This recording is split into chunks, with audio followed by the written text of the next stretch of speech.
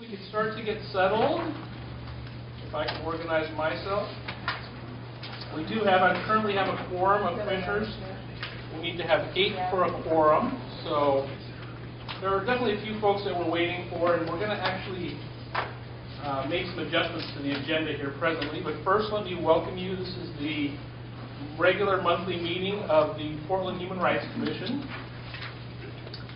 The mission of the Human Rights Commission is that the Commission works to eliminate discrimination and bigotry, to strengthen intergroup relationships, and to foster greater understanding, inclusion, and justice for those who live, work, study, worship, travel, and play in the city of Portland. In doing so, the Human Rights Commission is guided by the principles embodied in the United Nations Universal Declaration of Human Rights. We should remember to bring out the blue books during our meetings so that we can get them out for free. There's a little blue book of the Declaration of Human Rights.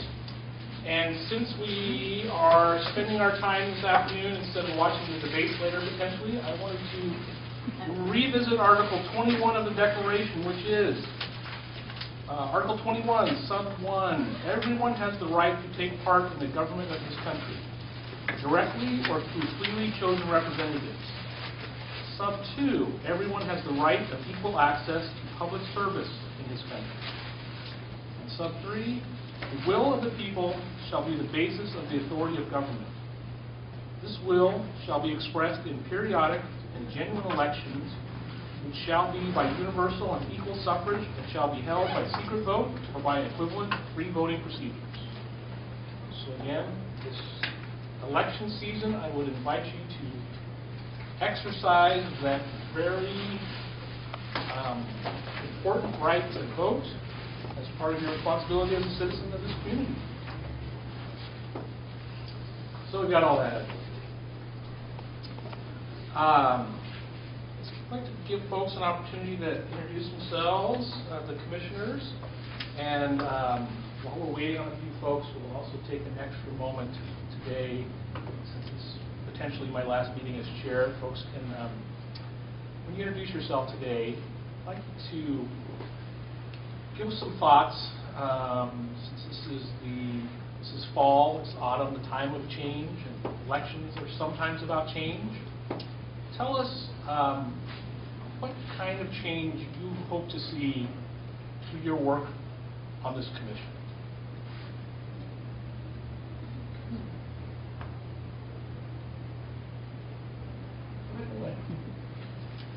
So I'm Aloy Good, and I'm a commissioner. The change that I hope to work on through the HRC is the work we've started around ending discrimination against Section 8 voucher holders, and also ending the ban on inclusionary zoning, so that cities and counties can develop in an integrated way and start to move away from our segregated society.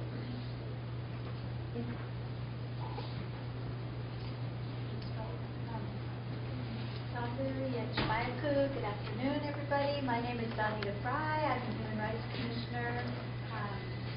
I value all of the good work that we're doing as the Human Rights Commission and that we have done since our recommissioning in 2008. But I think what I would hope to see that as a city we become more comfortable and articulate in voicing basic human rights as citizens here in the city, that's elevated to a point that we think of our basic human rights being served before we think about any of the individual issues that support human rights in our city. I'm Kyle Bussey, Commissioner, and specifically I am working toward change on the issue of human trafficking in the city of Portland. And more generally, I think that we're really, with the help of this commission and all of the energy that we're currently experiencing in the commission, which I think is really exciting, I think we're moving toward an environment where we're more comfortable talking about the change that we actually need and recognizing the change that we actually need, so that we can take steps toward achieving those goals. So I think that we're on the right path, and I'm excited about where we're going. I am Mayra Arreola, and I think one of the main changes that I would like to see, or more than a change, something that I would like to see is kind of echoing a little bit on the talking more about human rights, but also focusing more on education about them and making it an integral part of what the Commission does is not only outreach or going and being in the community, but also partnering and convening or advocating for people knowing about what is a human right and what are the resources available and where can they go in a systematic way. So it's not just, it's there. So that's what I would like to see. I'm Christine. I'm Human Rights Commissioner. Even though I try my hardest to get down and lead direct service, I just cannot seem to do it. And my passion right now in the Commission is building a really strong structure and strategy to have stronger partnerships with the community, stronger visibility in the community, as well as with the community. Sorry, I can't do it. I have to operations. Hi everyone, my name is Diala Bennett. I'm a commissioner, and the change that I want to see is, of course, equal access. I also want to see availability to education and a more comprehensive education.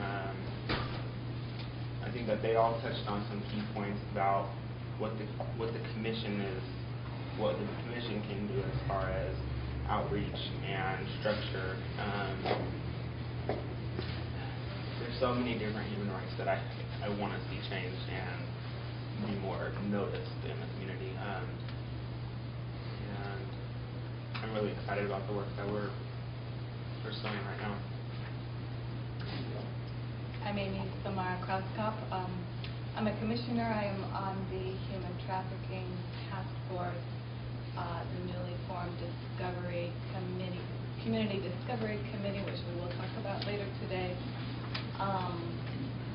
And my interest is something I've been looking at for the past few years, and it's kind of a cross-cultural, cross-class puzzle, and that's how do we best weave in the expertise and the insight of those people who are most vulnerable to human rights and civil rights abuses or lack of protection.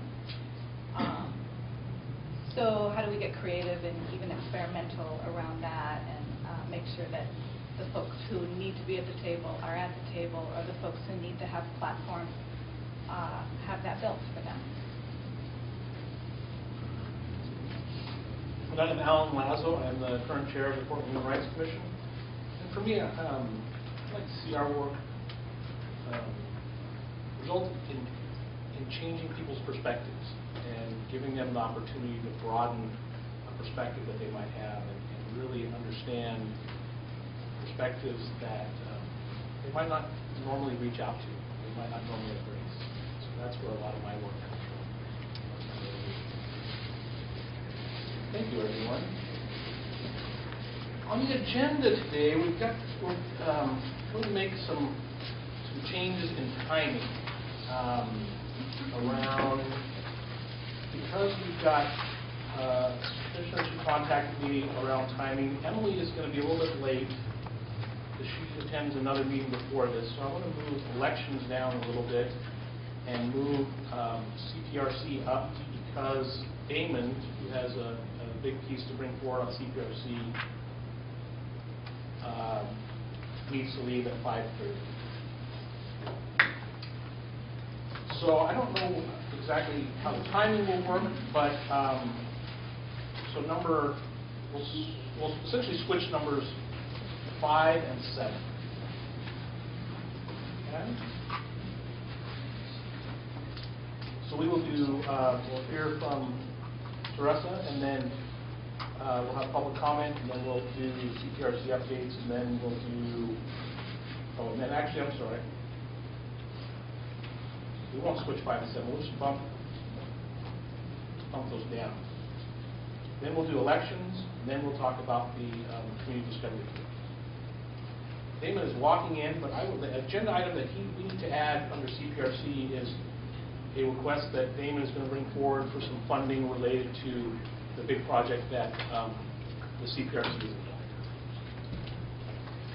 involved.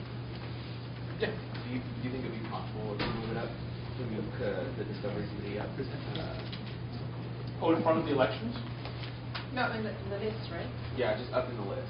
Just very. Oh, yeah. You mean in the sub-list? Mm-hmm. Yes. And actually, the first one is going to take a very short amount of time. All right, and you also have before you the minutes from September 5th. So if you could take a brief look at those. Ooh, they're extensive. Look at that. There's a lot of stuff in there. You could take a second to look at those and see if you have any substantive changes.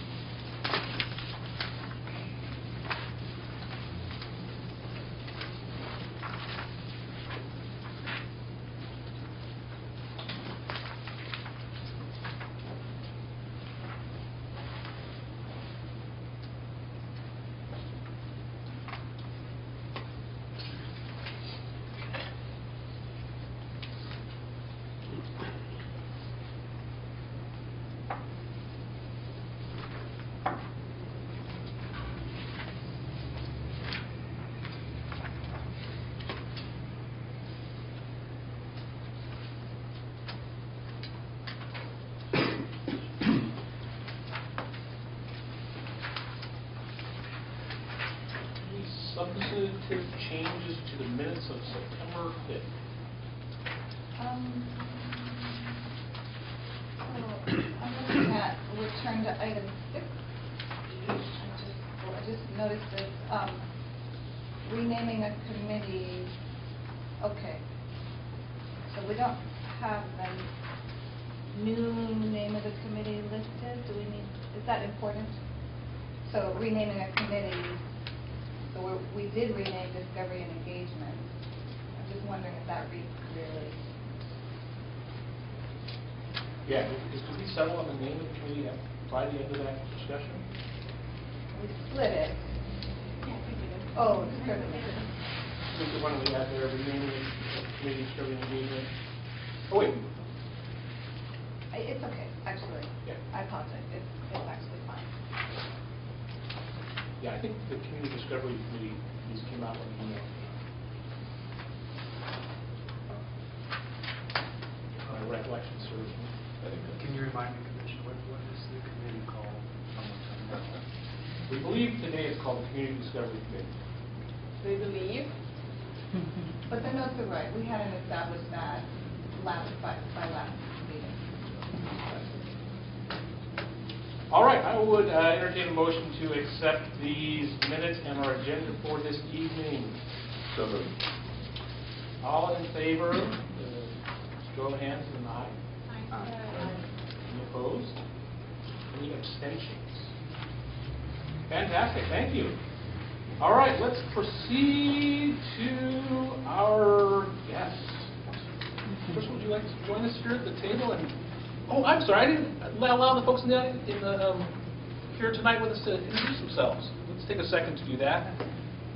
Should I? Start with you. Well, my name is Teresa Rayford, and I'm on the agenda today to speak about Portland Black History Project and some of the things that happened on Mississippi and Fremont last month in regards to graffiti and negative racial slurs that were put there and how it affected the community and what we did as far as our action.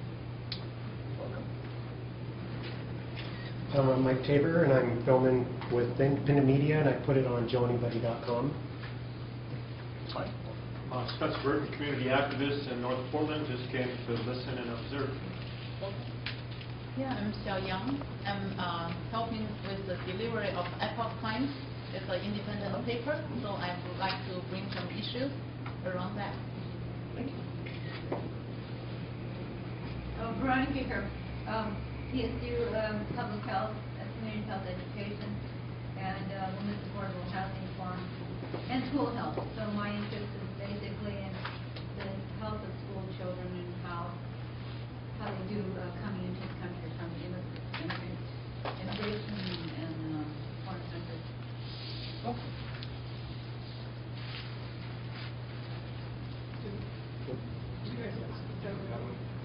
I'm Dante James. I'm with the Office of Equity and Human Rights.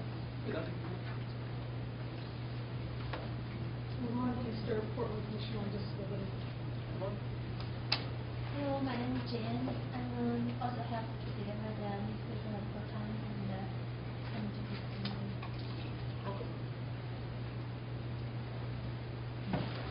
Doug Richardson, just an interested citizen.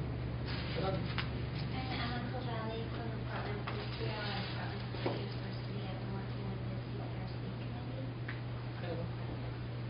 Thank you.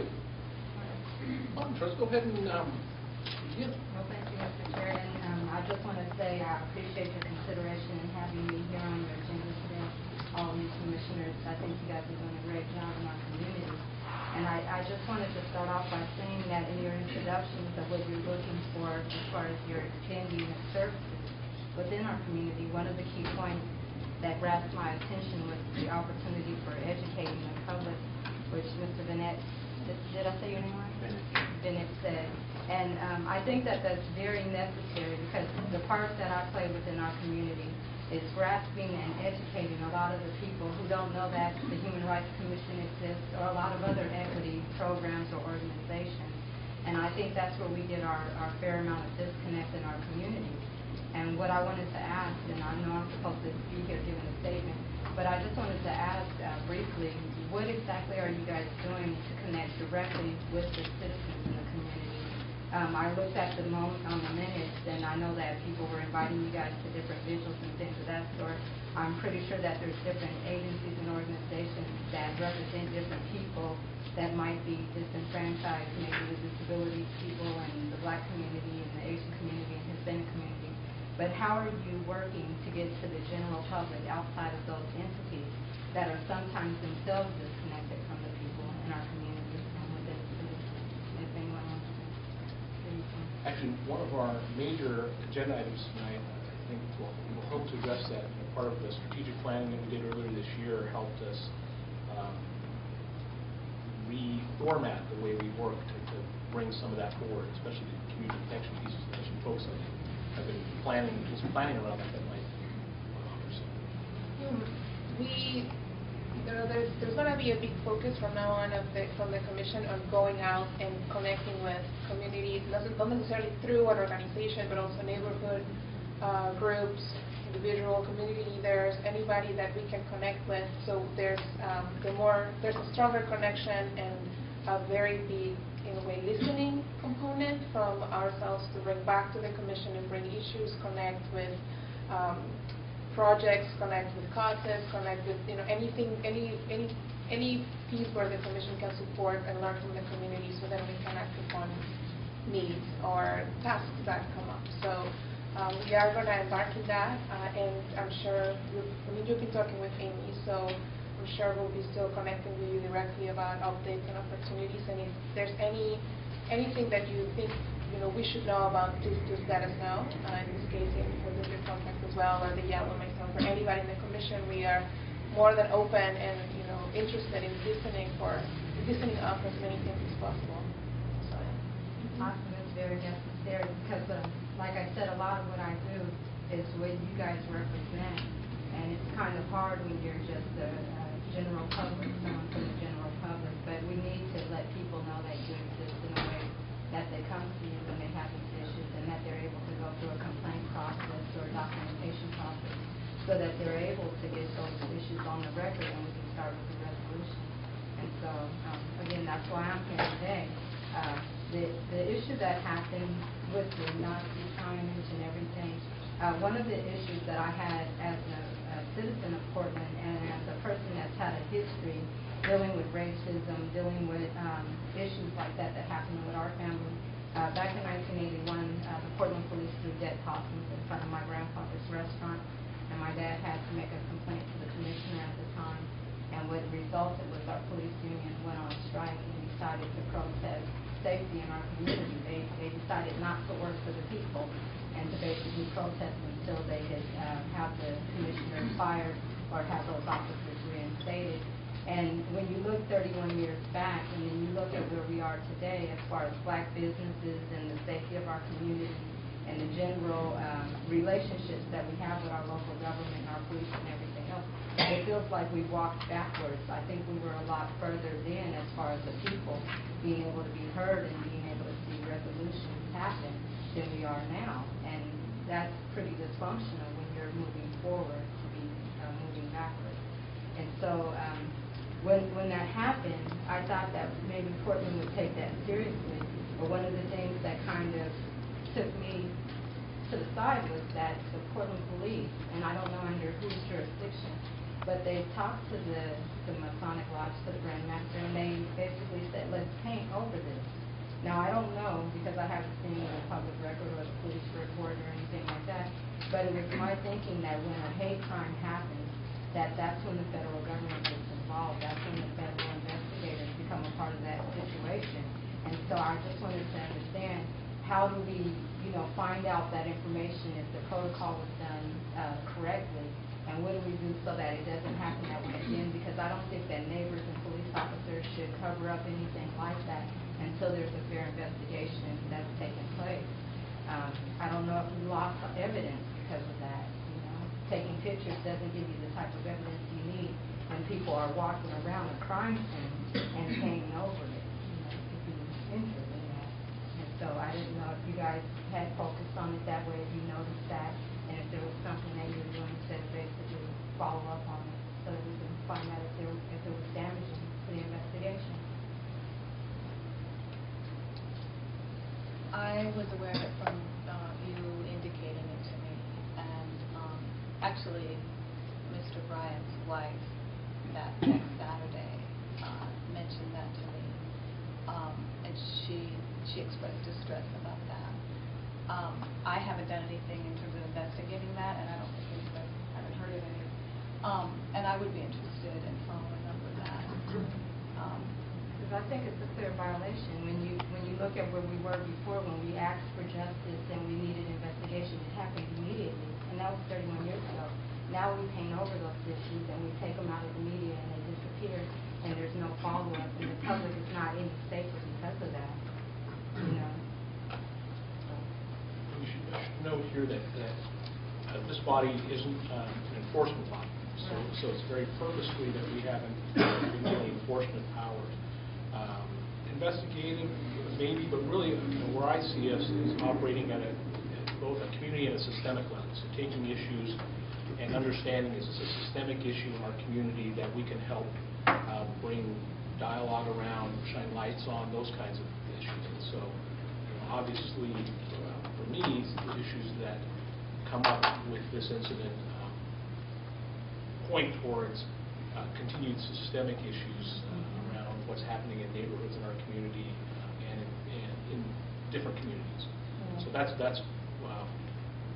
partly where our concern for this country. Right, and that's why I said the part about education is the key, because if the general public feels like their human rights have been violated because the police investigation has been tainted, who do we go to speak on our behalf so that that type of violation doesn't happen again? Who do we go to? So, but that's, I didn't have I'm sorry. I think that part of what we can do is educate. I mean, right now we are in a discovery process, like we're starting after our strategic plan. That's our first step is discovery, and this is of course part of discovery. And I think that it just needs further discussion about how we can educate, because I know it's possible for us to do. Yes, I think it's one of the key reasons why people don't complain about human rights violations, because no one takes it seriously. It can be painted over, it can be downplayed, and it's like you said, like Ron said, it's a systematic issue. But if the system has that issue and they downplay it, and it doesn't matter. And we have a Human Rights Commission, and we feel like it's been violated. I'm just going to say that I think that that should create some type of protocol around that. Around reporting and... Right, around supporting people and making sure that the human rights are violated because of that. Russ, I think you bring up a great point in the sense that I know, for example, on the human trafficking task force that Kyle was sharing, one of the issues is about comprehensive place where people can go and get a lot of different information, and so as opposed to going to a lot of different places in relation to inform more folks.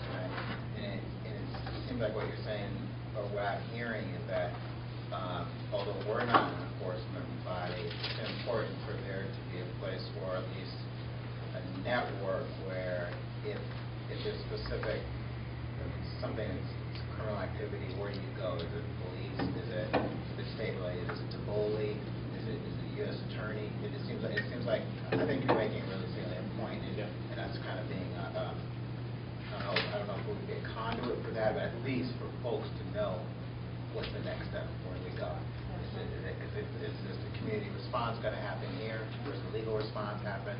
Because it does happen. It's different levels, and I think you bring up a really salient point in that. Yeah, because I know that when the Costa incident happened, we knew that it was a criminal act, but it hurt our humanity more than anything.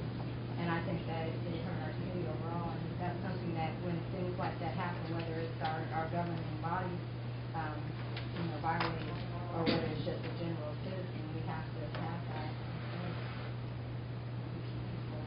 Connected and communicating to us all. Has the Portland Police closed their investigation into those acts? And that's what I was asking here. I knew I was on the agenda, and I saw that the agenda was around that, so I didn't know if you guys were going to be letting me know information, or if this is going to be a discussion around that, but that's where my interest lies. I mean, I don't want to speak for the Community Police Relations Committee, but I do think that there's a role for us to play in seeing that city entities do follow through on something like this, and where that seems inadequate, then finding out, is there a way we can involve the FBI or the U.S. Attorney to come in and either find the perpetrators themselves or to assess whether or not this was handled appropriately. And that's what I was going to say, because like even in building the agenda for today, knowing that that is going to be a topic of discussion, we would want somebody that has access to a resolution or some follow-up or some type of report, something to bring back, because I'm not the professional in that department, and I don't want to wear another hat if I don't have to. But to bring that together in this space. Absolutely, it's part of the education of people when they feel like they've been violated. If there's that clear connection, that can solve that problem. And does that fall under public policy? That's what I'm wondering. Well, I think also the value of you bringing that to our attention and raising that issue is what starts the conversation at this table, and that's really important. We may not have the answers to your questions because we also aren't the professionals when it comes to police protocol or investigation of civil rights or human rights claims on a federal level. If they are violating some sort of federal law, the hate crimes unit is supposed to come in. That isn't our jurisdiction necessarily, but for you to be able, and for this forum to be open to you coming in here and opening up that dialogue so that we have to say, well, where does that fall in the Human Rights Commission's responsibilities? That's really, really valuable to us. And so I hope you're not frustrated that we aren't going to be able to give you necessarily the answers. But it'll give me direction. Certainly, and that's... Well, and I would also ask the question again, does that fall under public policy? I don't know. I think it depends on how we want to approach it. I mean, if we approach it as a law enforcement issue, then it would seem that CPRC is the appropriate place to begin that discussion. However, I mean, when that incident occurred, for me, what it spoke to was issues around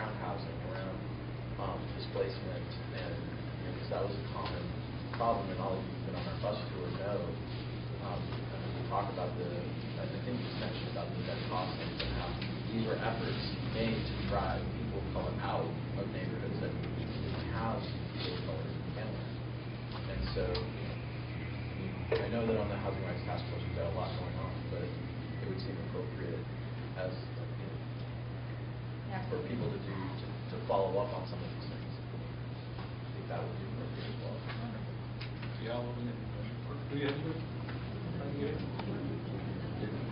Like Ellen said, we're not an enforcement body, so we can't do that job of finding the perpetrator and doing the arrest, but sticking with police, trying to make sure that they follow through with their investigation is something that we might be able to do, but also educating the community about what to do when something like this happens to you, and that's something that I know we can do. I think sure we can do it. We at least put ourselves together to do it. And things that we can teach are like around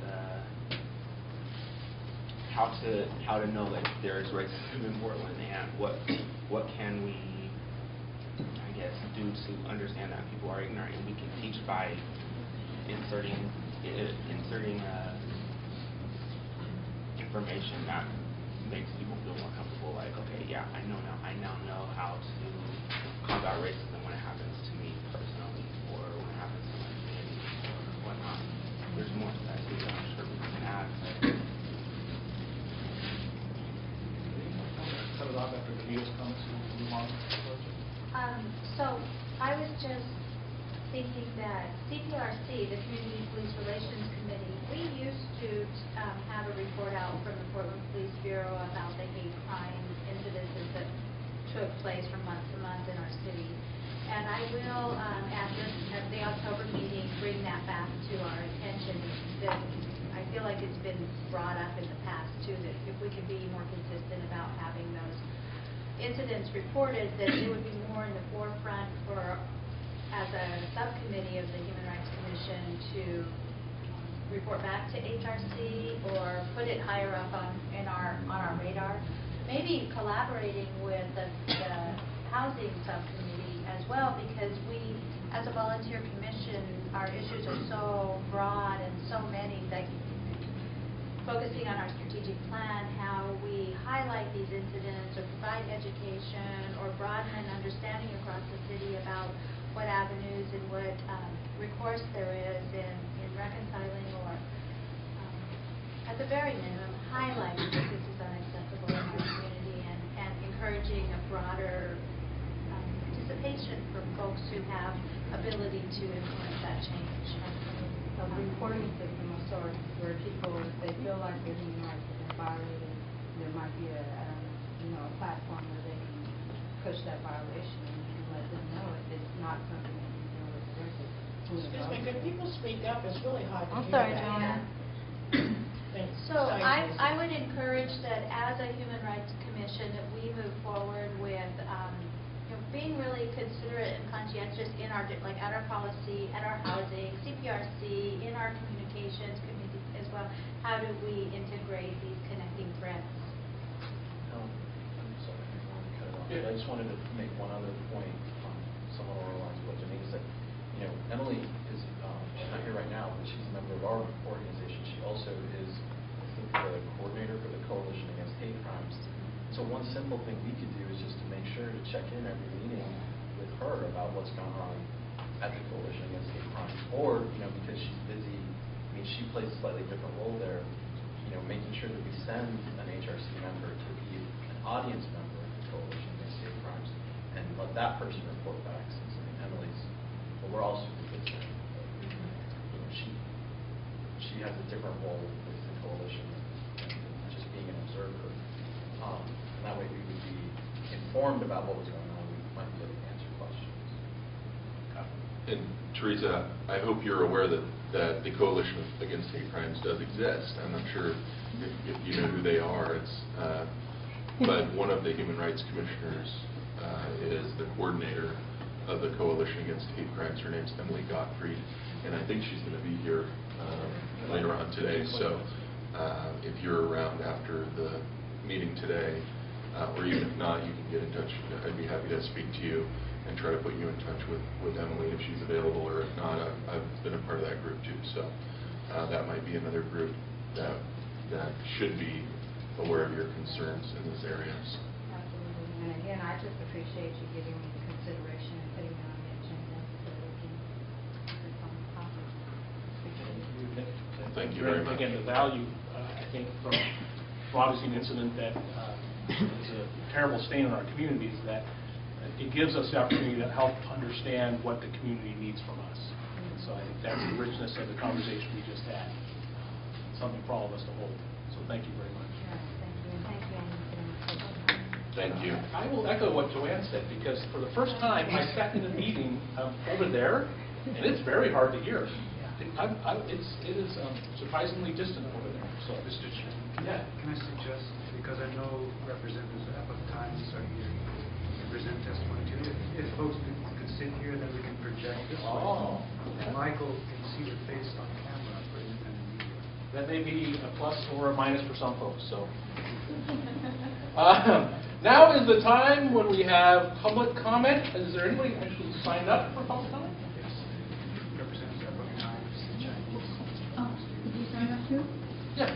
We're going to ask you to hold your comments to about 3 minutes, and then so that we can help try to stay on our agenda. Do you want to come to this end? Yeah. Is that the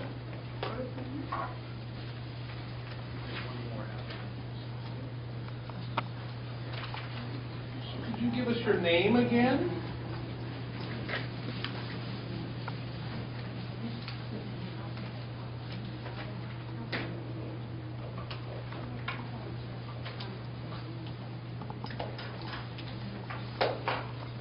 Good afternoon. My name is Xiaoyang Wang.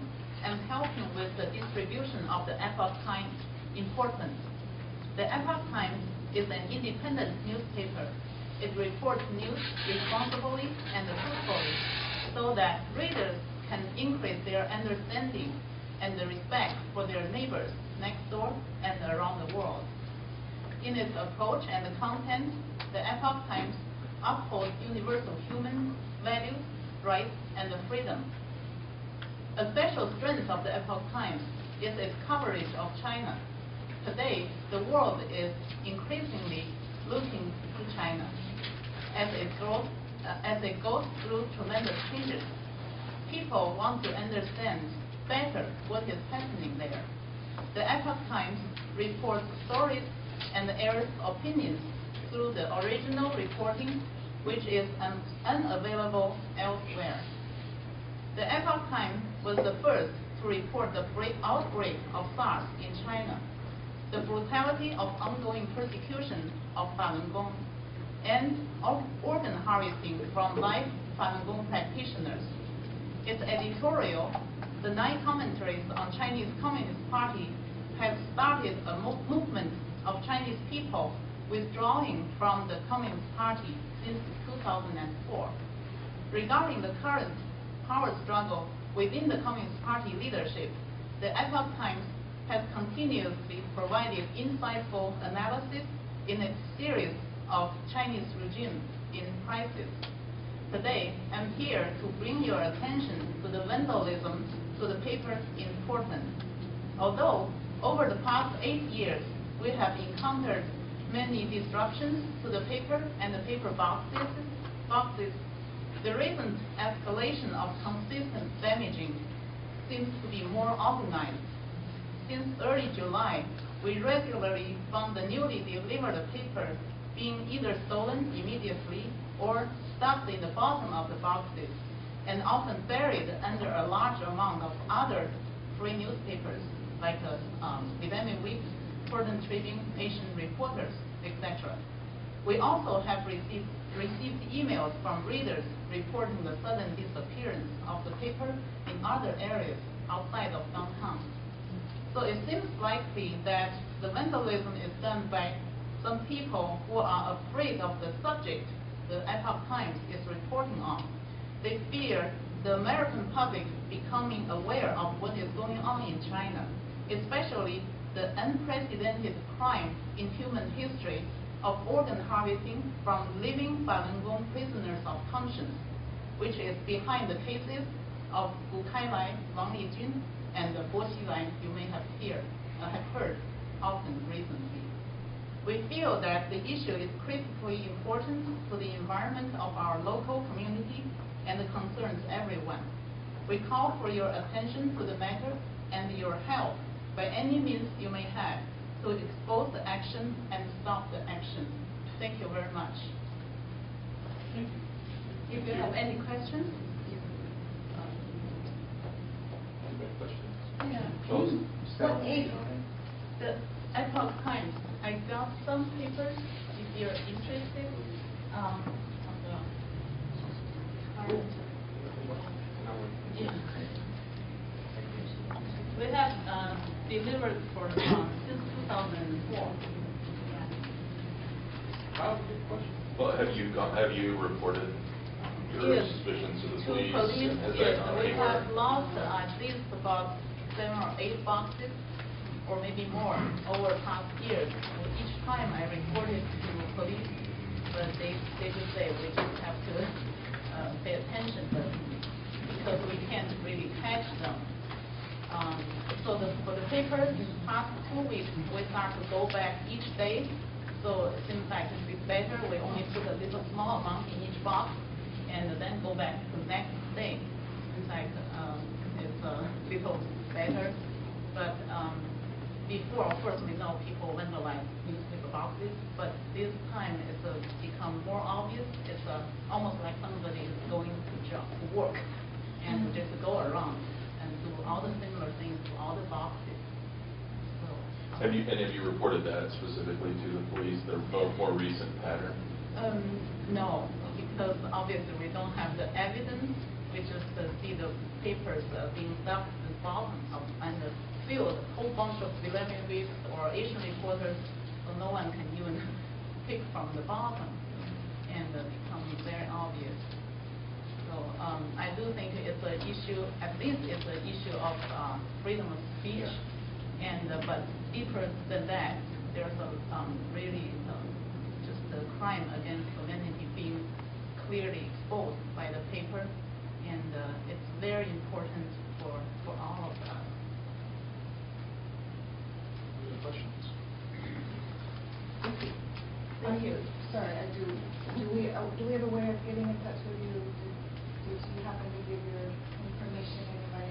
Can you do that with me? I left my card in the office. Office, and also I contacted the Portland Business Alliance, and the office recommended, so we contacted them. They have the newly installed boxes, so they're hopefully they will help. And yeah, so but if you have any more suggestions, it would be great. Just for informative purposes, what groups would do this? Do you have any idea of who would try to stop this?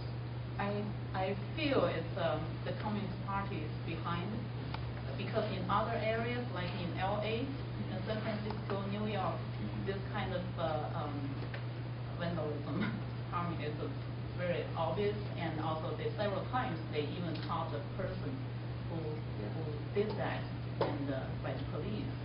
And but here we never, we only have few people to do this. We all pretty much volunteer, and so it's hard for us to just sit there to watch, and but it's very obvious. Yes, some people in other areas they just do that. They stay there for a long time and just try to catch people. Thank you for bringing this forward. Thank you. Others, seconds for public comment? Yes. Okay. Oh, good. I wasn't sure. And I didn't find the sign-in sheet. I didn't find the sign. Okay, it was over You don't there. hear how much. You can just go next. Okay, good. Good afternoon, or good evening, actually, it's almost 5. So it's a nice presentation. I enjoyed the general introduction of people regarding the issue of the Human Rights Commission. This goes back so many years that it's kind kind of hard to fathom the reason for the commission. Oh, yeah, and what it is. But my name is Veronica Bernier, and I'm from Portland State. I'm a graduate 2005 in public health, community health education, and also child health and safety. And I have a minor in recreational health and OT, occupational therapy. So, my forte, my best forte is probably nursing. I was a nurse for 20 years. And in my time of nursing, I managed to meet many people from different nations. We have always been very, very considerate of every nation coming into the hospital. And this goes from Children's Hospital in San Francisco that has many international visitors to Chinese Hospital. When Chinese Hospital first was introduced to intensive care unit nursing, we carried the big green oxygen tanks up and made the way for many people from that nation to come in. We didn't just have Chinese, we had people from China, Japan, Vietnamese, Formosan, Taiwanese, and I speak a little Cantonese and Mandarin also, and a little Japanese, which I learned.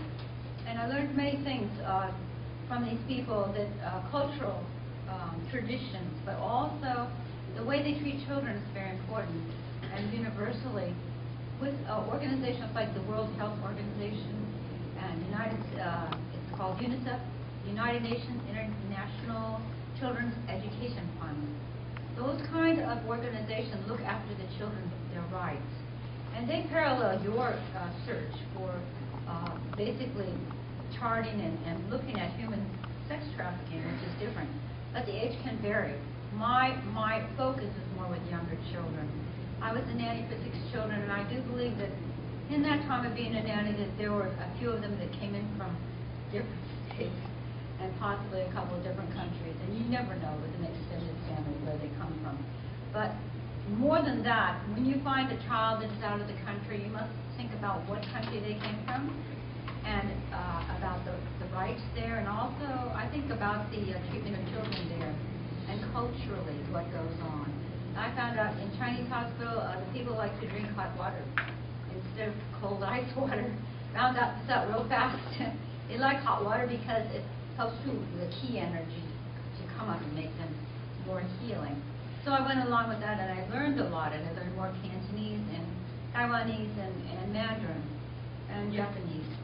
And we learn continuously. I think like former Prime Minister Henry Kissinger said, if you eat at a man's table, you know how he thinks. I met him in 1976, wonderful man, great diplomat, but he was essentially the same. In coming with groups of people, he was always very respectful, and with children, very respectful. So I think that respect has a lot to do with it, but also collaboration. At Portland State, we have Heritage Language Series, and that is every language. But when they launched a flagship, we've had a Russian flagship, we've had Indonesian flagships, Iranian, Persian, or Iranian and Persian are similar. Farsi is the language that they speak. My friend Rashid told me something about the history of Iran and Persia. And so we get to know more people, and I think that openness in education is helpful. They have a motto called Urban and Serbia. Like knowledge to the city. I'm going to ask you to start wrapping up if you could. Yeah, I certainly will. But why I came here is I was concerned about the young girls that we see. That I'm concerned that they develop more of themselves, and that also that they can stand up and be witness to the fact that the women have something to give, and not to consider yourself lightly, because it's very important. So we have Young Girls Club. We have Young Girls Club, Young Life on campus, and that's what we do. In a small way. Thank you. Thank you very much. Thank you.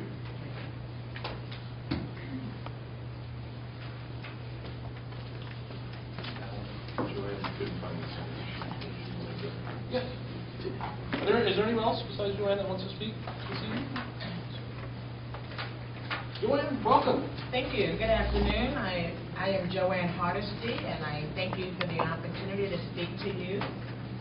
In a half hour, you're going to be hearing a report that was an investigation by the Department of Justice into the patterns and practices of Portland Police. I am here to say I hope you've all had an opportunity to read the 42-page report. because the report is illuminating, and it's quite frankly frightening for many communities to know just how deep and systemic the problems are within Portland Police Bureau. Tonight, I'm going to leave early because the Department of Justice is having a call for the community to get more recommendations from the community into how we fix the problem. I want to make sure that you understand just how pronounced this problem is. As a community activist, I've been working on police reform for over a decade.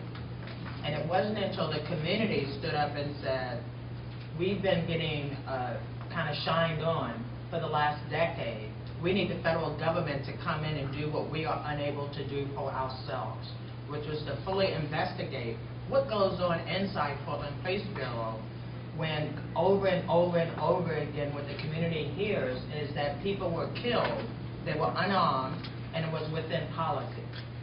If you read the first page of the Oregonian today, the auditor has reconfirmed what we heard in 2005 after Kendra James' death, what we've heard since Mahir Poot was killed, that the internal operations of Portland Police Bureau is badly broken. And they do not investigate Portland police officers within the Portland Police Bureau.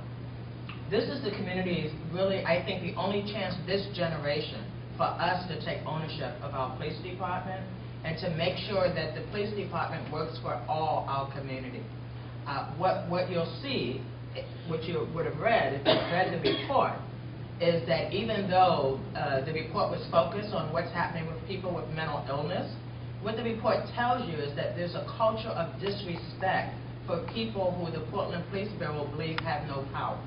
What you will hear from the report is that there's this perception that they are above the law, that they can kill people that are unarmed, that they can brutalize community members when they're called to do safety checks, and that there's no accountability.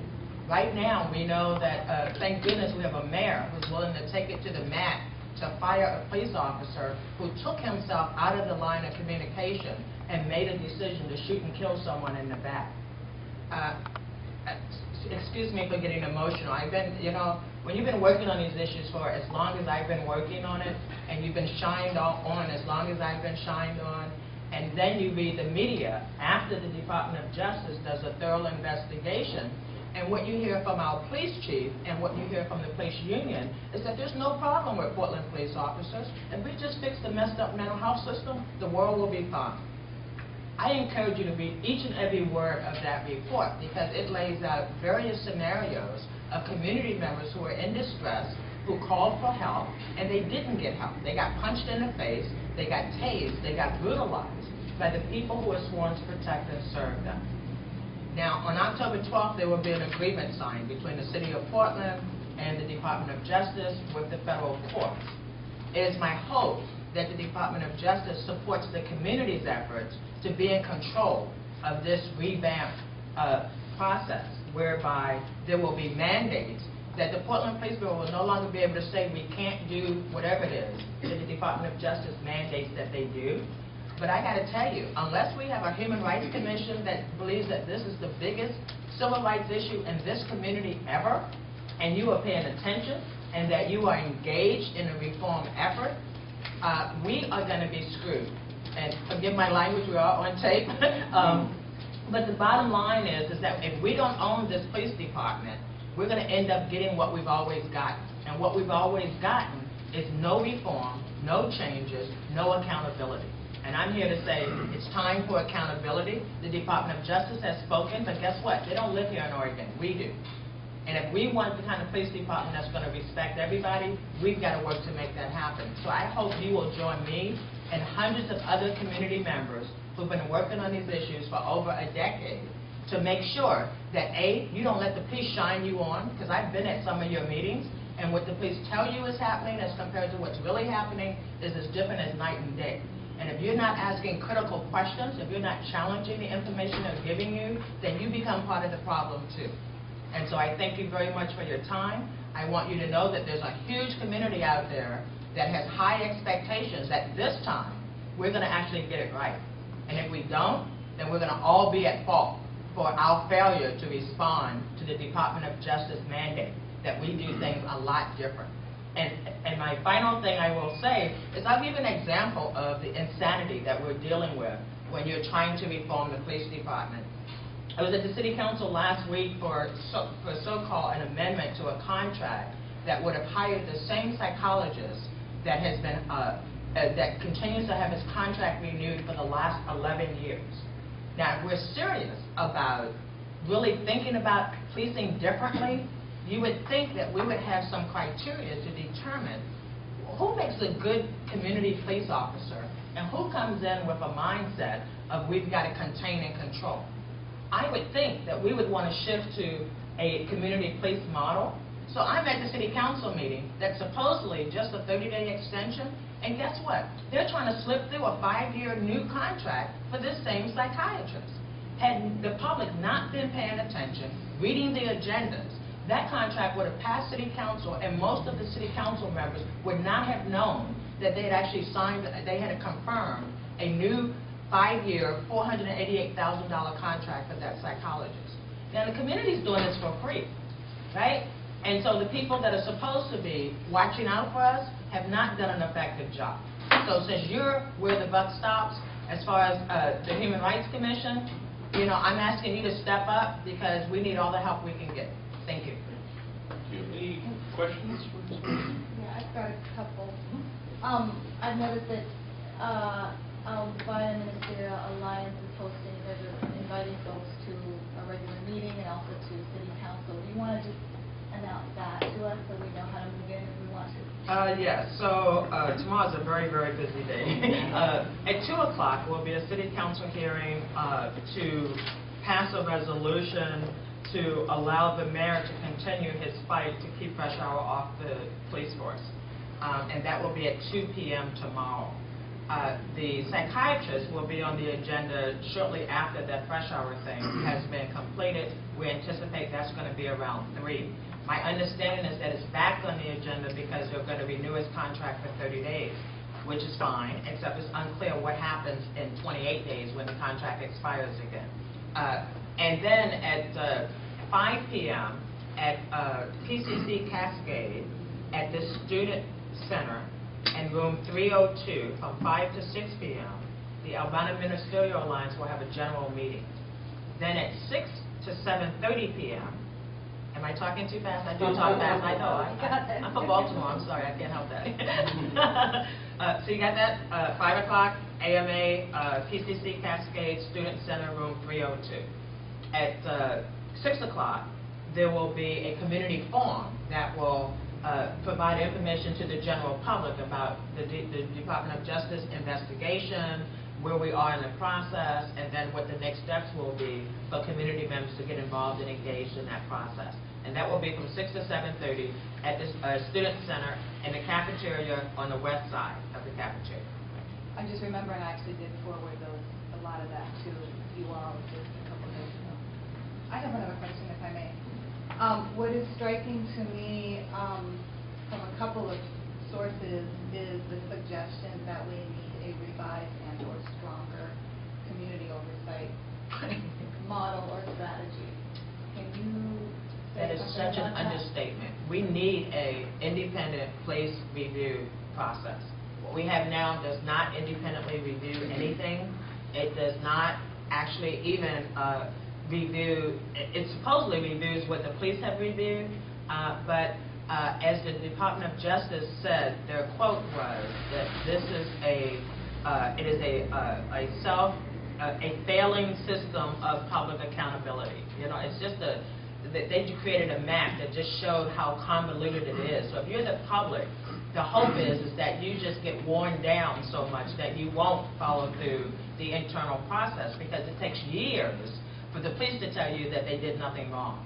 And then so I think what we really need is to start over. The system we have now is supposedly temporary.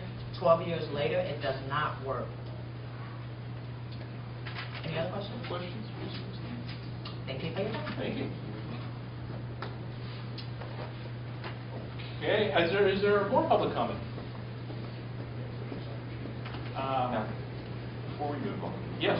The public comment aspect. Yes. I think one thing that Christine just raised, and it was something that I was thinking of as well, is You know, one of the things that Christine asked us when Teresa was speaking was, well, is this part of our public policy? I think that the way that our public comment and our invitee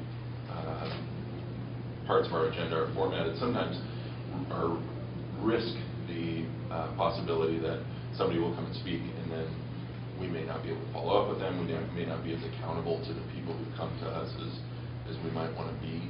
And I know that was something that we discussed as part of the function of the kind of rapid response. You know, looking into individual issues rather than issues that we have committees already built around. And from looking at the org chart that you put together, I wasn't sure where that function fit into that org chart. And I just think that, you know, we've just been presented with some really important immediate issues, and it might be a good idea to just place that. I don't know if now's the time to do that, if this is appropriate to do that, but I just didn't want to let that go and have me, like I usually do, forget completely about what I was thinking. So I just wanted to bring that up. I'll follow up. I think that run the risk of people coming to the HRC, presenting issues, and, you know, listen, but then what do we do? You know, I mean, we had a woman come last time who talked about the vigil. The vigil. You know, and I asked, could we have an agenda item on the next meeting? So to follow up, what are we going to do? You know, and I think we risk people feeling like we don't take action. They take the time to come here, and we don't give specific ARs or action required out from, or even just like list on that whiteboard, okay, this person brought this to our attention, this person brought this, and we have a record of what was brought up, and then we say, and this is what we're going to do in the next month as a result of these coming to our attention, so that community members feel like this is a committee of action and not just a place to air you know, concern. Indeed, and if we wanted to lean into that right now, I've been keeping track of, I'm not sure some of you, others are, of items brought forth that we could move on, and we could revisit those right after today, and then look at the action. We don't have to wait till next November or till a committee. Right. I mean, it seemed like the things brought today could easily fall into either policy, CPRC, discovery. I mean, the bodies are in place for things to happen. I just want to make sure that when people come here, they feel like, you know, we listen, but then we also have action.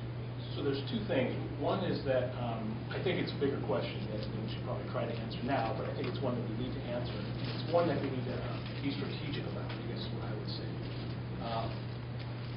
Because what the strategic plan should do should give us a form that allows us to do just what you said. When we gather the needs of the community, we should have a way to respond to them based on our structure. And I think one of the points that Kyle made is that that one sort of general rapid response piece actually may not be represented there. And I know we've talked about it, but I think we need to figure out exactly where that does sit. And that's a good point. And how do we house all the things that come up? You know, do we send them down into the committees? Just where?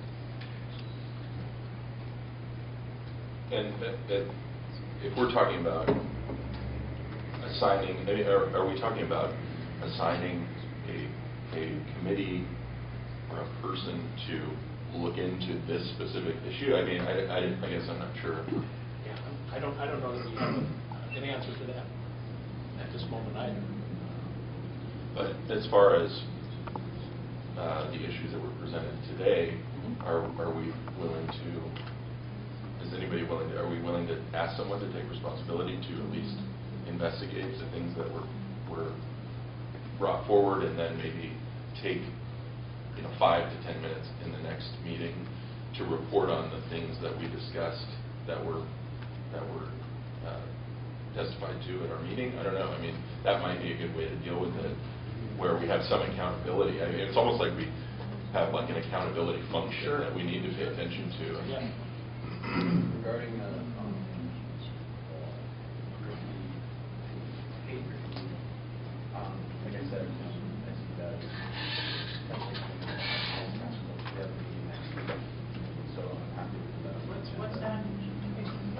Sorry. So, specifically regarding the issue of the hate graffiti, since that does touch on issues around housing and human rights, the Housing Rights Task Force, I think, is an appropriate place to at least begin looking into that and what can be done. And so we have a meeting next week, and I'm happy to put that on the agenda for our task force. And I think it's also a place, I think CPRC is a place where we should be able to ask for a follow-up from the police, because it came up in one of the earlier meetings, because there was a meeting just right after that incident. So, And I guess the question that Teresa was asking had to do with, what, if anything, can be done about the investigation. If there was a problem with the investigation, is there a civil rights avenue that can be pursued? And we may not be the best body to answer that question. That's kind of my point, is we can't take on every issue because we don't have the resources, we actually don't have the expertise. But we have the connection. Exactly. So in some cases, we are looking to get folks connected to other places.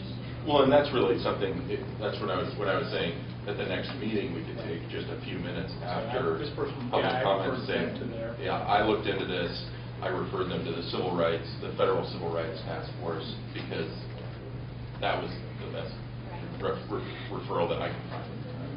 Even something like that would at least move it forward and be accountable to the people who came. So are there other issues around that? And actually, I would leave off the DOJ piece, because we're actually going to talk about that next, and I think it's going to come with the HRC and the CPRC. But are there other issues that have come up either today or at the last meeting that we need to triage in that same way? So if the CPRC and the HRTF will look into the follow-up on the incident on North Mississippi, is there another one? Well, perhaps the Discovery Committee looking into what's the community around the papers and what's happening there, and getting a better feel for who this community is and what their challenges are and how the Human Rights Commission would serve them. I think a simple conversation, might solve that. And I think even following up and saying thank you for being here, thank you for your testimony, and and following up and seeing if they, I think that's a police matter, frankly, and following up to find out if they pursued that. Because if it's one thing to report an independent incident, it's another to report an incident that displays evidence of some sort of a conspiracy or ongoing thing. So even a follow-up email or something. Right, just to clarify. Yeah. The other one we need, I think, to get a liaison to follow up on is this, really the heart of the basis for the comments from Mary Nichols at the previous meeting was around the sidewalk management plan and our involvement there. So that's an area that I think we need somebody to follow up on, and I'm not sure where that would come from. Is there somebody that has an interest or opportunity to do that? That was the Occupy stuff? Yeah. Are we in agreement that when a new issue comes in, that the Discovery Committee is kind of the entry point for that? Versus like whoever has You get it all. interest. In a few minutes, we were gonna look at what does Discovery do and get your feedback about it. So we might be, Because I know I keep being like, well, Discovery, but I don't know if that's what you do. So let's save that then for when we talk about Discovery. And before Because, sorry, go ahead. I was just going to say, before we move on with the CPRC, if CPRC is going to look into the racist graffiti, I don't want us to miss the suggestion and concern about investigating legalities of the painting over. Right. So I just want to make sure that was I think the task for the CPRC is to simply ask the police what is the status of the investigation. So I don't think we're asking the CPRC to go off and investigate anything. No, I don't feel like that's follow. That's right. And I think we need to clarify the legality of painting over the wall. I agree. That's what I'm calling for right now. And I'm willing to do it. I'll just be doing it regardless. Okay. And then I can communicate with you guys about what I'm trying to do. That would be good. The City Hall vigil one more time, Mr. Chairman. It actually was the woman who came at our last meeting from Occupy, and her concern was around, what brought her here was, if I remember correctly, was our statement around the sidewalk management plan and human rights issues around there. Yeah, I got that. She was just connected with Would you say it one more time? sorry? City Hall Vigil. Oh. Sidewalk management plan, was it? I don't think we heard it from anybody.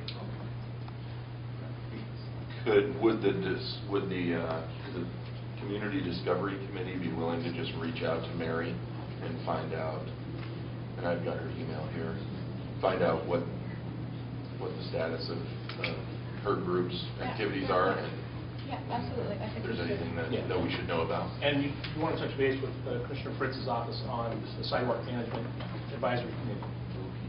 The email is on your minutes. Okay. Thank you. Thanks, Polo. So I want to note that we're pretty far off schedule right now. It's 5:25. We have left. Let me find a pen. We've moved this around a little bit. We've got CPRC, elections, and Discovery Committee, and then some important committee updates. So, what I would like to do on the agenda is ask that we cut some of the timing out of a couple of the agenda items. Can we hold the Discovery Committee discussion to about 20 minutes instead of 40? Yeah. Yes. Okay. I think it's ambitious too. Can we try to hold the CPRC updates to about 15 instead of 25 minutes?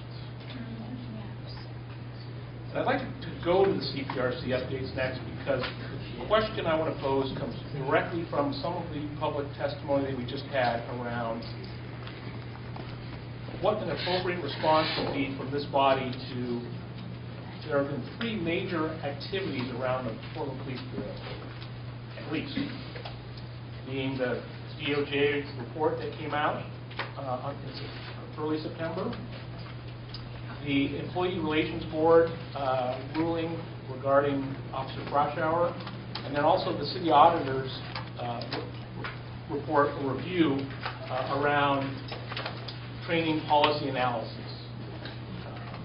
So there's kind of a lot of activity around those items, and my interest is from this group is finding out how do you want to respond to what we're hearing, what's being done in the community. That's my question. We also have a CPRC perspective. But just generally, how would folks like to see this body respond? And I want to give everybody an opportunity to provide some perspective here. So maybe we'll just go around and give each person a few minutes to give us some thoughts. And we'll start with Emily since she just walked in. Okay. You might not get please, sir. Focus my mind. There were a couple of different issues. Are we talking about the whole report that came from the feds, and we're also talking about the crash hour thing? Yes. Those are the two you're mainly gathering information on. Okay, so you've been paying attention. All right. We do have the CPRC, and in my mind, it feels appropriate for the Human Rights Commission as a body to say to CPRC, have you guys talked about this? Do you want to talk about this? We want you to know, we want you and the community to know that we have not been ignoring this and we are paying attention to what is going on. We don't want to upset the apple cart with the relationships we've been building, but we do want people to know that we are aware that there's a situation. For me, I don't personally see the urgency to come out with an op-ed tomorrow on this, particularly if it would damage the relationships that we built with CPRC. However, I personally feel strongly the trash hour should not be on the police force anymore. I don't know whether it's up to the, I guess I'm on film saying that. I don't know whether the HRC should do such a statement. It's a fine line, I'm speaking too long. It's a fine line for for us to be letting the world know we are looking at this issue, and for us to be saying, do this. I think that's it. Very much so, thank you. Amy? I think there's 3 responses that I'd like us to make as this has these opportunities in front of us.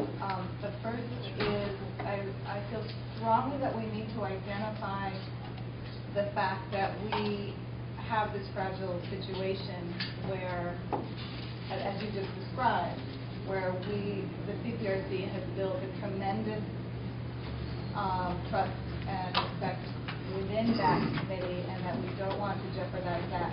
But at the same time, how do we hold that, but be able to make the strongest statements that we can separate from that?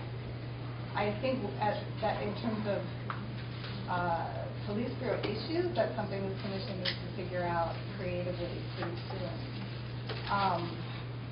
The second thing is, I think it's imperative that we figure out a way to, as a commission and perhaps as a joint collaborative effort, respond to the DOJ's invitation to contribute.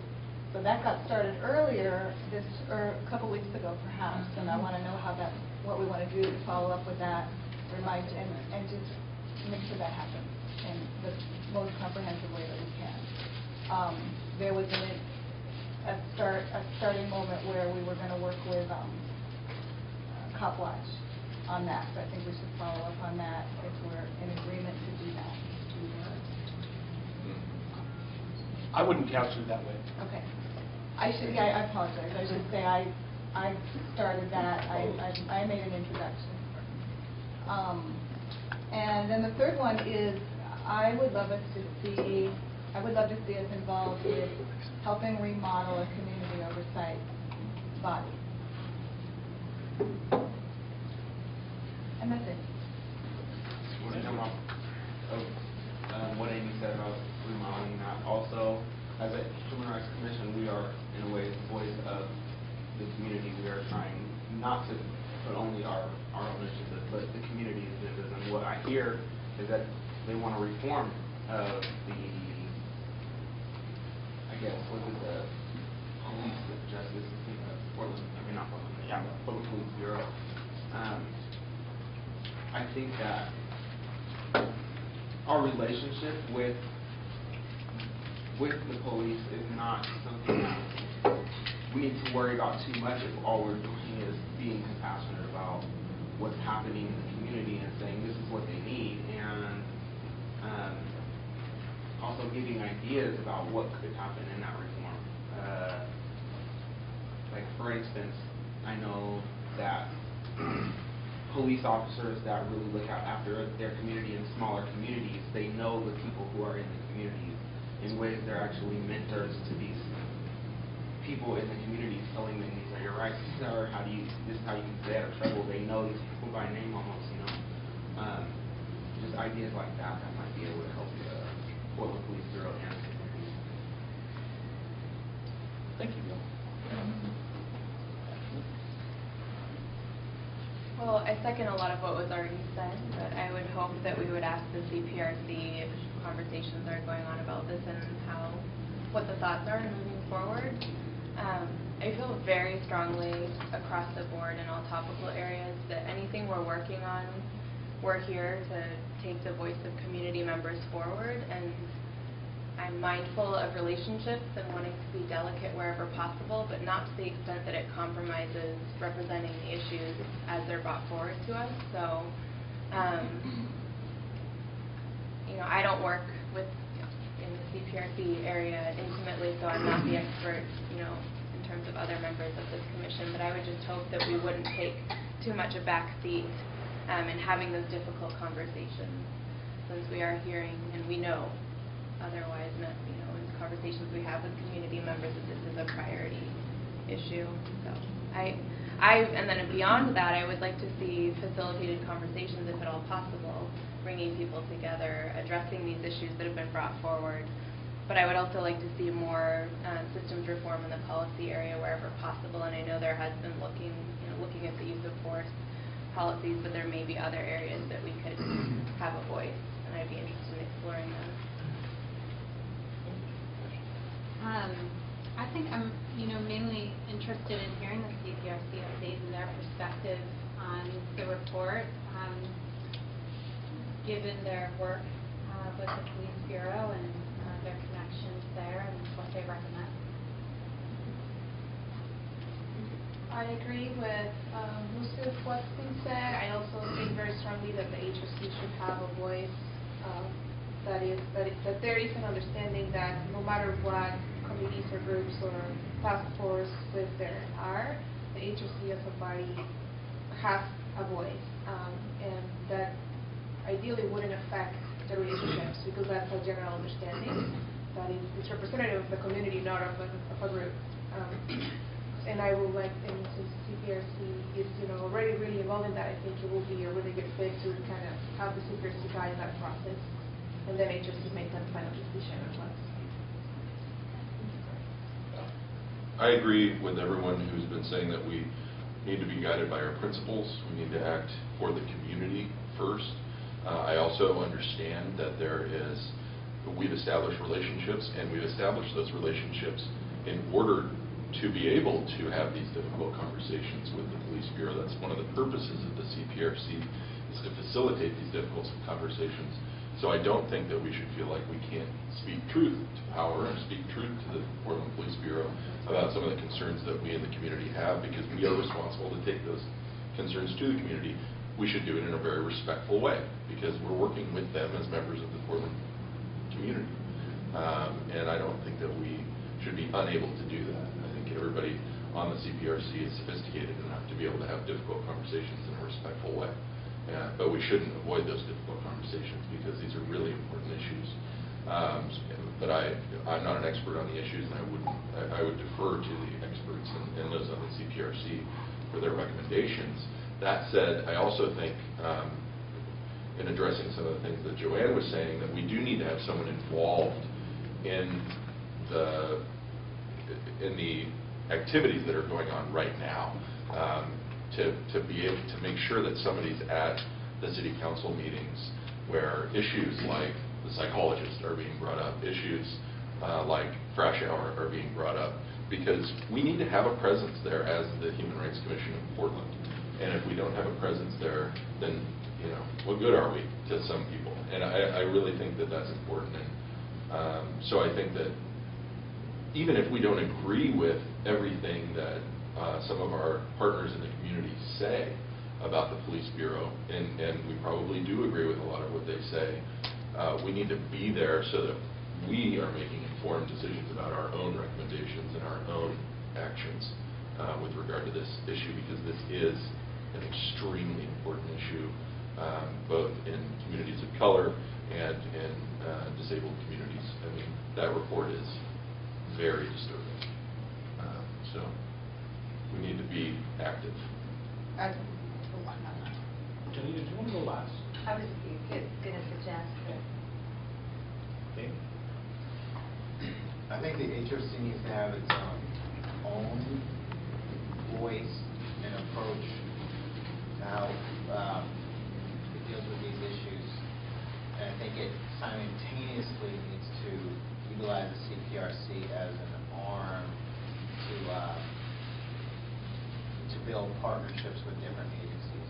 I think that way, and what I mean by that is the HRC kind of needs to reach more out to community partnerships and having effective responses, while simultaneously utilizing the CPRC for institutional partnerships. I think in that way, you have credibility to be able to have relationships both on an institutional side and the HRC to be able to have improved relationships on the community side. But I think, and I think the HRC needs to take more ownership and not simply rely on the CPRC for some of this, to be informed on these issues. Boy. And I also say I think the Public Policy Committee can play a role in that. We all need to play a role in that. But I'm sorry, I was out of the room. Oh, you were out of the room. Passed us with.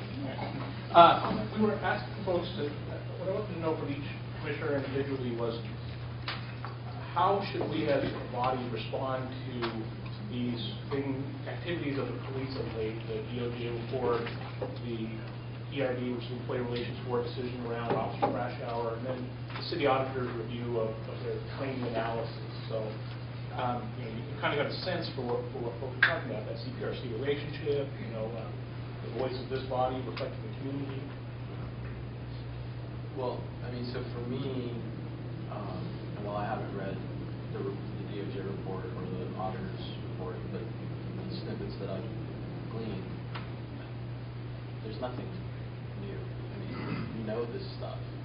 Our communities know this information. So really, this is just confirming our beliefs. And I would advocate for us having a clear and strong voice on it. And the fact that CPRC is a coalition of community, HRC, and police members,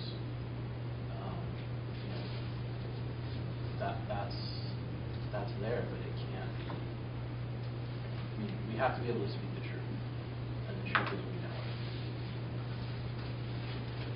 You can add something, or Yeah. It's got to be very small. Yes. About 5 months ago, Dante actually brought up an interesting question. He said, "What if the CPRC believes in something that the HRC does, and how do you?" And none of us were able to give an answer. And I think that this is a critical point where we can basically say a statement that the HRC has its own approach to the issue. So, first of all, the CPRC has not had a conversation around the DOJ report. That'll be on our agenda for the October meeting. So, as a committee, we haven't had the discussion around the report. I would hope that HRC's direction wouldn't differ from CPRC, that we would be aligned, being the CPRC is a subcommittee of HRC. And outside of our mandate by the city to focus on racial profiling and excessive use of force, we're really guided by what the HRC hands down to us as tasks. We I will mention that we did submit the report on the excessive use of force, which was turned over to the DOJ with no comment or no feedback from that report. So I'm not assured how that information that we've worked hard on before was even useful or implicated in this final report. And that being said, there are a couple of areas in the findings that came out of DOJ's report that align with CPRC's work. And how do we speak to those components that we have ability? One of the wonderful things about the work of CPRC is that we come to decisions through a very informed process, which is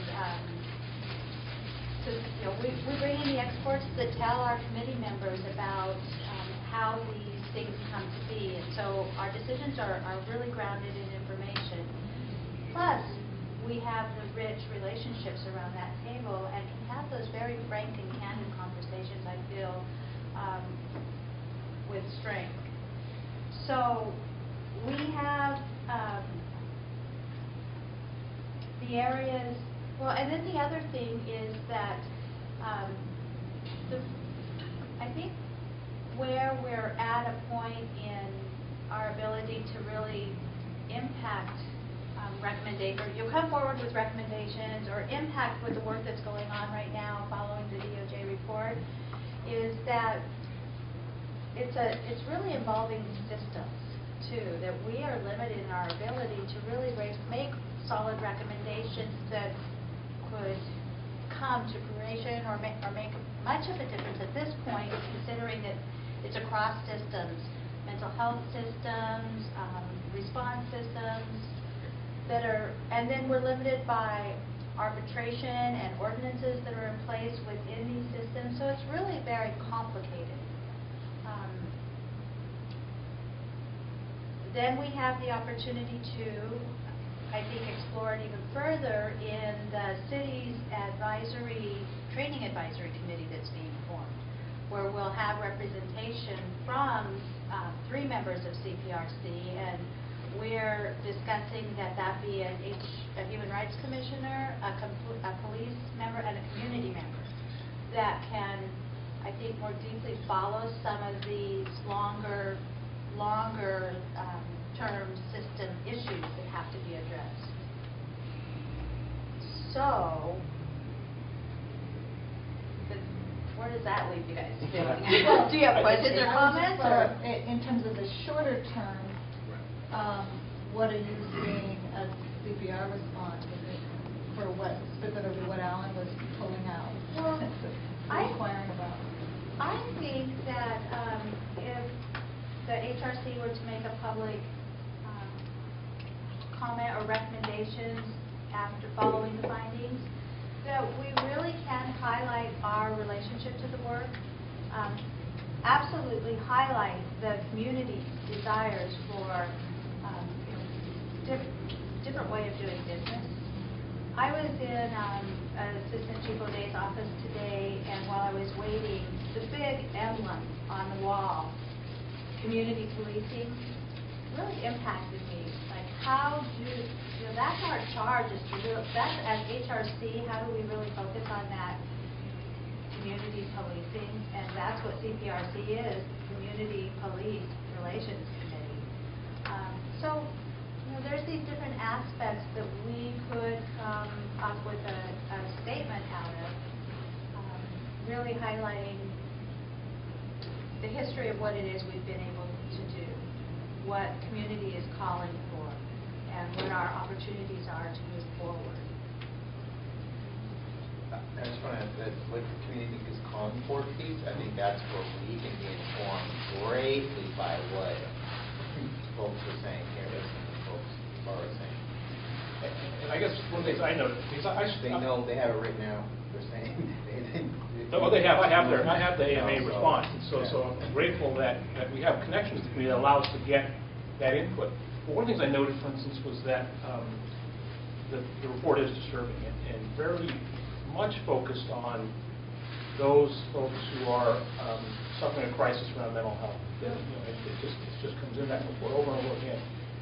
But we don't have a connection to that community as part of this. I haven't heard much, so that's one of the places I thought maybe we could reach out to.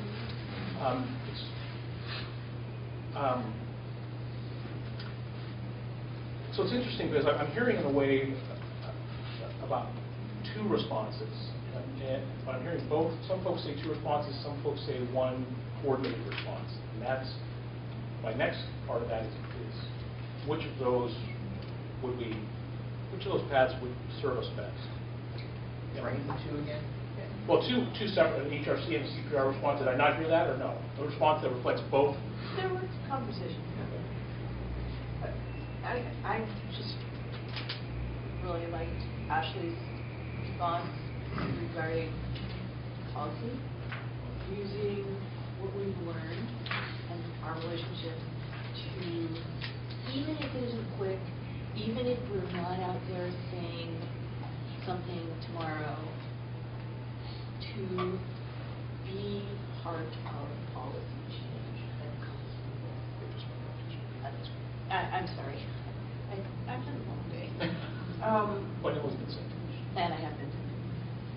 Be part of policy change that, and you know darn well that from the mayor's office on down, they're working on policy change on this. They have to. And I think it was Myra who mentioned that we have to be paying, or was it you, Kyle, that we have to be paying attention to what's going on out there and replaying. We're just a bunch of volunteers. We don't always have all of that information, but we need to be on those committees. We need to be part of those meetings that are working towards policy change. We don't have to be the organization that's, hey, this is the policy change we want, but we should be there. And that's the job of the HRC. That's not the job. That is a job of the HRC. And for me, I don't see that that has to happen in a media splash, but it should happen.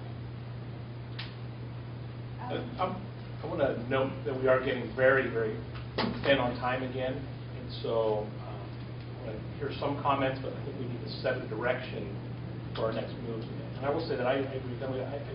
There are activities that are immediate that we need to pay attention to, but I don't know that our response needs to happen. I think HRC, if we are going to make a statement, it should be coming from HRC, not necessarily CPRC. I don't think CPRC needs to make a statement. That's not necessarily their function. And I think that we need to be engaged in this. I don't necessarily think we need to make a statement yet. I think Emily's right. It's not an urgent thing for HRC to make a statement. It's what is urgent is for HRC to be involved in the process moving forward, including getting to those city council meetings. And, how would they do that? Well, that's the question. I mean, but I think it's important if we are going to be the voice of the community from a human rights perspective on this issue.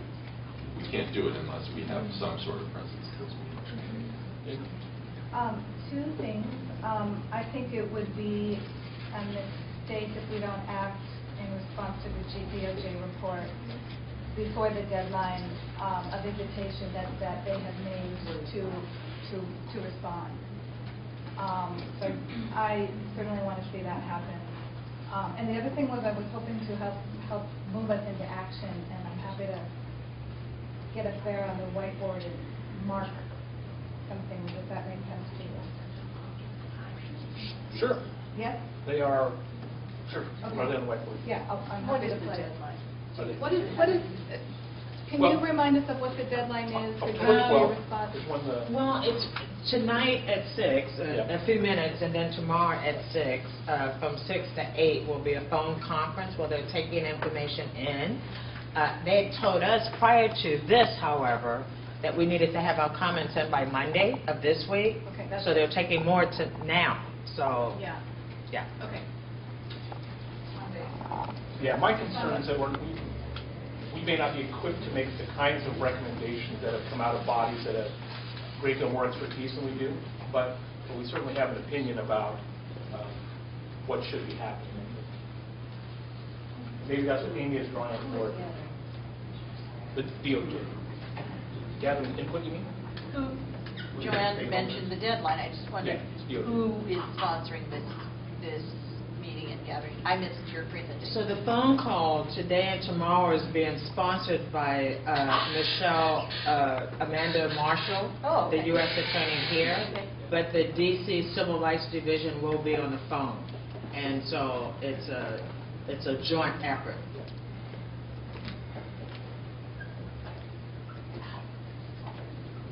So I'm just listing what I'm picking up as what we have on the table. Is that helpful?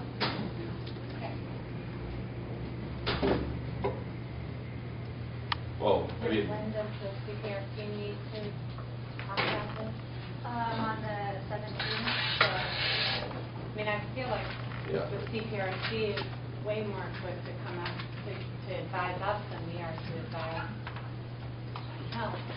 nobody here is going to be able to get on a conference call with Amanda Marshall and say, here's what the HRC recommends that you do. We just can't, we don't have the expertise. That's not our function. And we shouldn't do that, because if we give recommendations that are ill-advised, then it's our fault. That, so I don't think that we can do that. I don't think that that's realistic. I think what's realistic is that the CPRC meet and discuss these issues, and for us to be participating in them.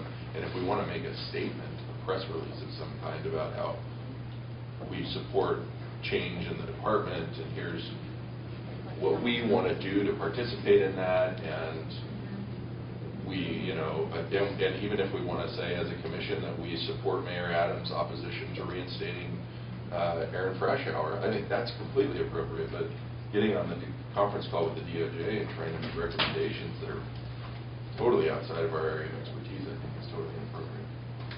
So you're saying a statement later? Yeah. Okay.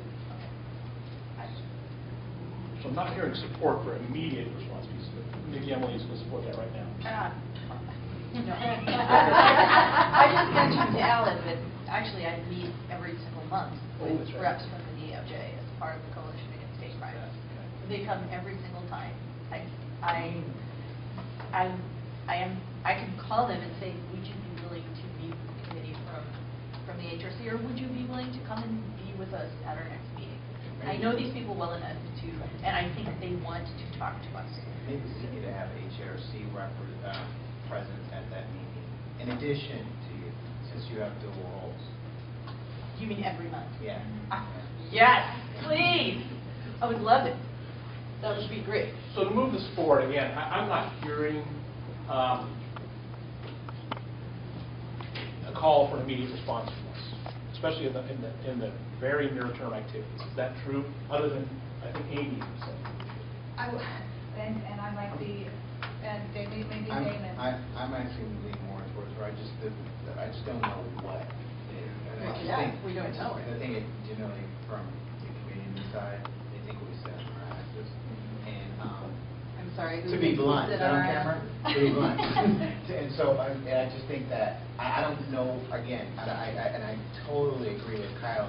We need to think long term in terms of what partners we need to have in terms of making informed decisions. I just think that community reacts to they respond to an emotional connection in terms of even knowing that we care. So if it included making some sort of statements and kind of piece in order going in, I would be willing to have I would be willing to consider Amy's option of partnering some of the other groups and listening to hearing what some others are saying.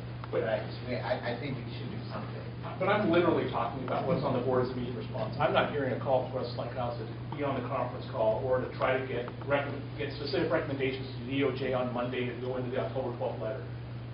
So if we cross those off, then I think what we're talking about is when and how do we craft a statement that comes from this body, right? So that's what I want to settle first. I don't think anybody here is saying we should make recommendations directly to DOJ on either the conference call tomorrow or by the deadline Monday. Is that true? If you're going to be part of the conference call, do you have to be making recommendations? You don't have to. Or can you just... I'm a good listener. Listen on. Yeah. Because then Yeah, it someone can should. inform or will Is that inform right? our statement. I think Joanne just Yeah. said. But I think you can, I guess. Require you to. Can I clarify something that Emily was Please be okay. saying? You were mentioning meeting directly with a member of DOJ. Is that something that could be an immediate response strategy? I don't know how meaty you consider me. Yeah. Well, maybe we should organize a meeting. So again, the agreement that's coming out comes out on the 12th, and I think there's a very small window upon which we can affect what's going to happen on the 12th. I think this is a much longer range issue that we do need to respond to, but I think at best we listen in on the conference call. Well, that's Okay, so let's get a volunteer to do that. I can't do it. What time is it on Monday? I don't think it's on Monday. I Tomorrow. would cross off Tomorrow, Monday. sorry. What time is it? It's tomorrow, like from 6 to 8. Is that what you heard? 6, no, I can't do it. Tomorrow, 6 to 8. Yeah. 6 to 7:30, community forum regarding DOJ investigation. That's a community forum. I'll say I'll do it, and if I have trouble, I'll solicit somebody else to do it. Okay. Great. So are we saying that we know or yay on the statement? Yes, on the statement eventually.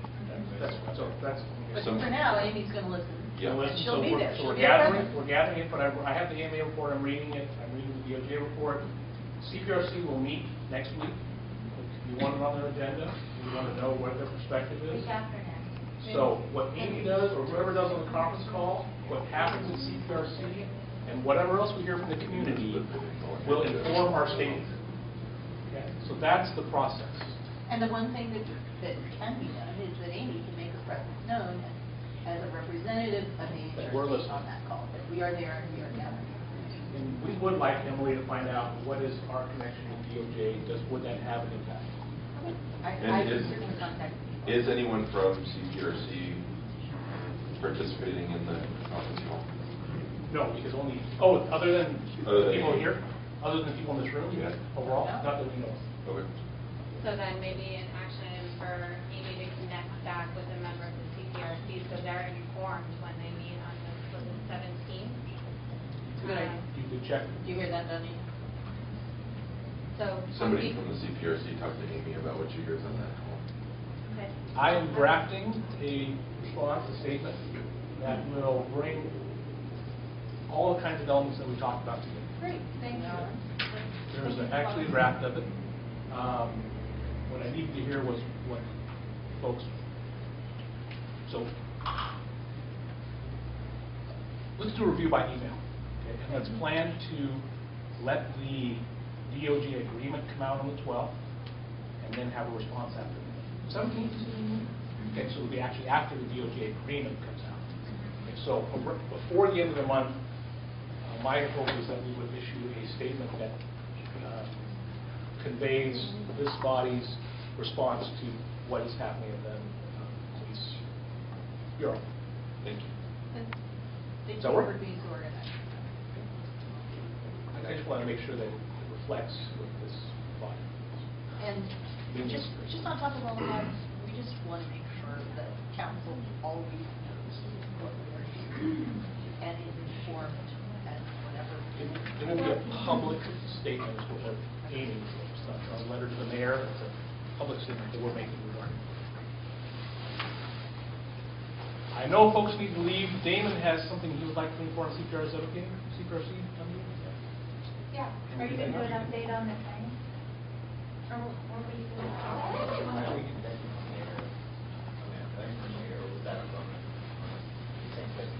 Same place in the agenda.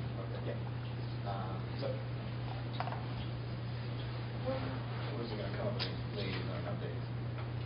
Okay. Yeah. Oh, it didn't. It was on the agenda. I added it. It's Damon has a request regarding CPRC training. Okay. The CPRC has a subcommittee that has created a curriculum to address issues of institutionality that intersect with race in Portland Police Bureau. And next month, we would like to actually provide a small presentation to the HRC so the HRC actually knows what this subcommittee on the CPRC is doing. We've created a curriculum. It's been about a year-long process, and the first draft of the curriculum has just been delivered. It's a partnership with DPB. The goal is to provide this training to command staff in the fall, this winter, meaning lieutenants, captains, commanders, 2 assistant chiefs, and the chief. And then to unveil it later in the spring, sergeants, detectives, officers. And it's an 8 to 5 training, and it's based on a series called Race Power Revolutions video series. You go to see it, just check it out. And it's based, and it's modeled after a version that the city of Seattle did in their Office of Civil Rights, did on behalf of all of their bureaus up there. But we've really redesigned this curriculum. Our project manager is actually sitting in the audience now, in Local Valley. And so as a part of the curriculum, some of you may have been received an invite. HRC partnered with the Institute of Portland State University last month and brought out Dr. Joseph Graves, who's a geneticist and biologist, and he's actually one of the consultants on the film. And we had a presentation last month at PCC. And so, as a part of this training curriculum, we would like to bring him out. He's based in North Carolina to do a portion of the training. And so, the way we've broken it down is that we'd like to offer him $5,000, which is a very low amount for this kind of person in terms of what he's usually paid, and P2B has agreed to pay for lodging, airfare, and then some of the food.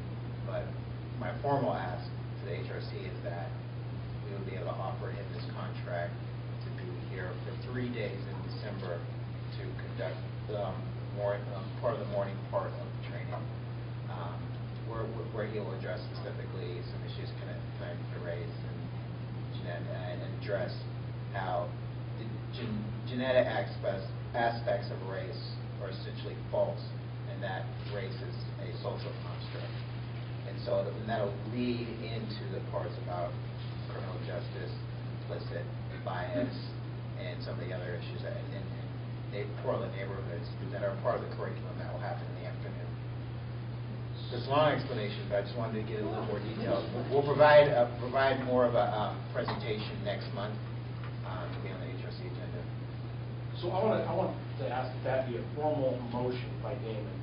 He is requesting that HRC approve a budget item of $5,000 to pay for Dr. Graves to come as part of that training process. Does that encapsulate your motion? Yes. Do you so move it? I so move. Is there a second for that? I second. So we can have a discussion about it. What I would say, I've started to work with Damon on this project, and I think he gave some very good details and specifics about what this is, but the other part he left off is that the work that we're doing with the Bureau, it really is a partnership. And that partnership is the beginning of a program that is going to be about 5 years long, and a partnership with them as equal partners for about 5 years. And so the Bureau is investing in personnel, they're providing the space for the training, they'll probably provide the food. And so for us, I think it's important to come to the table as partners with things like bringing this expertise here. And it's a long-range piece of work that we want to do with it. So we're definitely branding it, not branding it, but putting out there as an HRC/CPRC project. In partnership with PPP. Emily, Ashley, Diallo, and I strongly want to support Damon's motion. I wanted to ask 2 questions. What is the date of these trainings? Yesterday we set the tentative date for the 3 command trainings. Tuesday, December 11th, Wednesday the 12th, Thursday the 13th. Okay, so we are planning a special Human Rights Commission event for Monday, December 10th. Would it be possible to use this expert as a guest speaker and a keynoter at our event the day before? We're not paying a penny for this event. We are getting it completely free, donated by Northwest Natural. We could charge for the event and make money to pay an extra fee to pay him to be our keynote. Doesn't it seem like that would be a great way to bring forward the work of our HRC and let the community hear this expert speak? It would be great. It's like half an hour. Is our event that Tuesday? It is Monday. Lunch. so he's coming from North Carolina, so he's going to do travel, but it's fantastic. We could throw in more money. We can talk about it, yeah, definitely. I would love The 5,000 is specific around contracting. Look at the. Sebastian. Okay. I just want to say congratulations on the curriculum development. That's really exciting. So and it's nice to hear. And I have no issue whatsoever with the person you mentioned coming out. I just had a budget question. It's hard for me to vote not knowing where we are budgetarily. And I know we have such a limited amount. So I don't know if it's appropriate here to ask, but just to check in where that leaves us. Yeah, and it is. It's a real issue. I think the best thing I can say is that there is room in the budget for this. There's room in the budget for this project and others that I think we want to do. We just need to decide on what the things are we want to do. But I guess what I would say is trust that there's room for this and other things that I think. Is it appropriate for us to have access to budget, like the budget? You could. and You the could. budget? I could give you a copy. Yeah. Well, I should say this. The answer to that is there is no budget yet. Right. I've never seen one. No, We're neither not have we. allowed. We don't. Oh, do you mean the budget that we create here or at OEHR? I've never seen any budget. Oh, The one let that I me- looked at with you today. Yeah, this is the same thing we've circulated on several occasions. You can look at this, it's not. Just because that informs our ability to say, Sure. hey, hasn't we've got agreed to enough it. money, or. That's right. We haven't No, we don't. even proposed it yet. So it's based on the ideas that the two new committees have for how we should spend funds. So it's a much bigger discussion, but So would the money come out of those ideas proposed by the two committees? would it conflict with Would those? it, would it come from those? No, it would be separate. So it's not currently reflected in? It is actually currently reflected there. So if you want, there's no copies for it, but if people are actually interested in looking at it. Good. So what you would see there is that I've tried to reflect as best as possible the ideas that I've heard from the two committees, budget-wise. And if we assume we have a budget of around $50,000, there would be room to accommodate essentially most of the ideas that the committees have, as well as a project like this. So that's as sort of specific as I can be about where we would be with budget.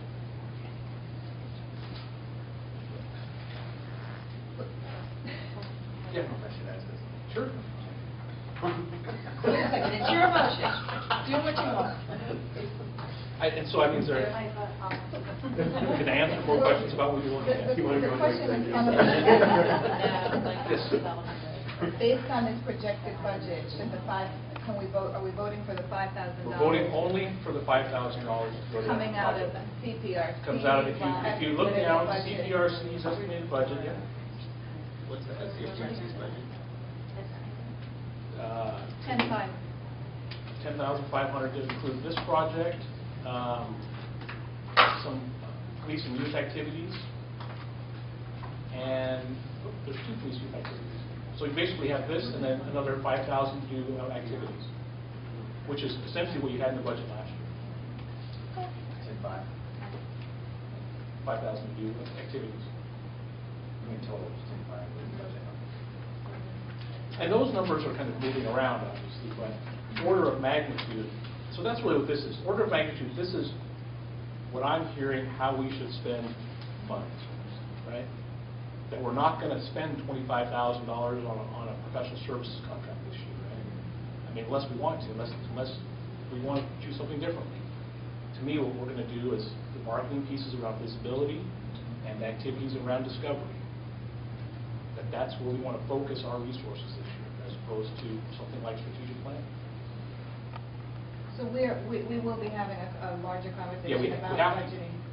It's got to come from each committee, though. So each Yeah. committee has to tell us what they need. That's right. That's right. And I've tried to reflect that here just so we can answer this question: is there room in the budget for a project like this?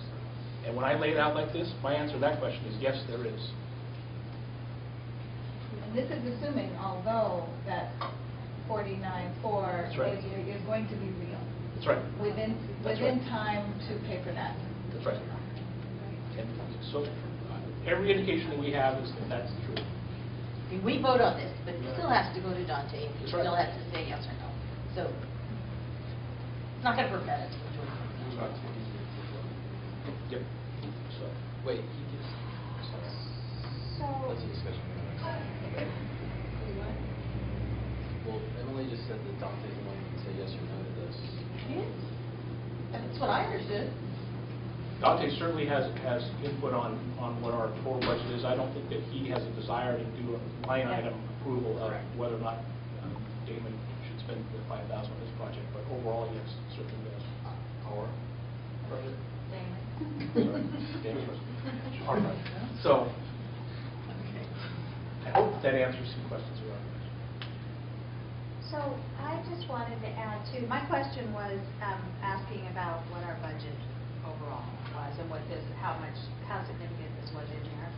But also I wanted to comment on the opportunity that this entire training, based on the investment from command staff, has in the Portland Police Bureau, that it's a 5-year project, but I believe the implications that we'll feel from this effort will be lifelong in changing the culture at the Portland Police Bureau. And I view it as a very integral piece to that, to really strengthening that solid foundation that we're working from.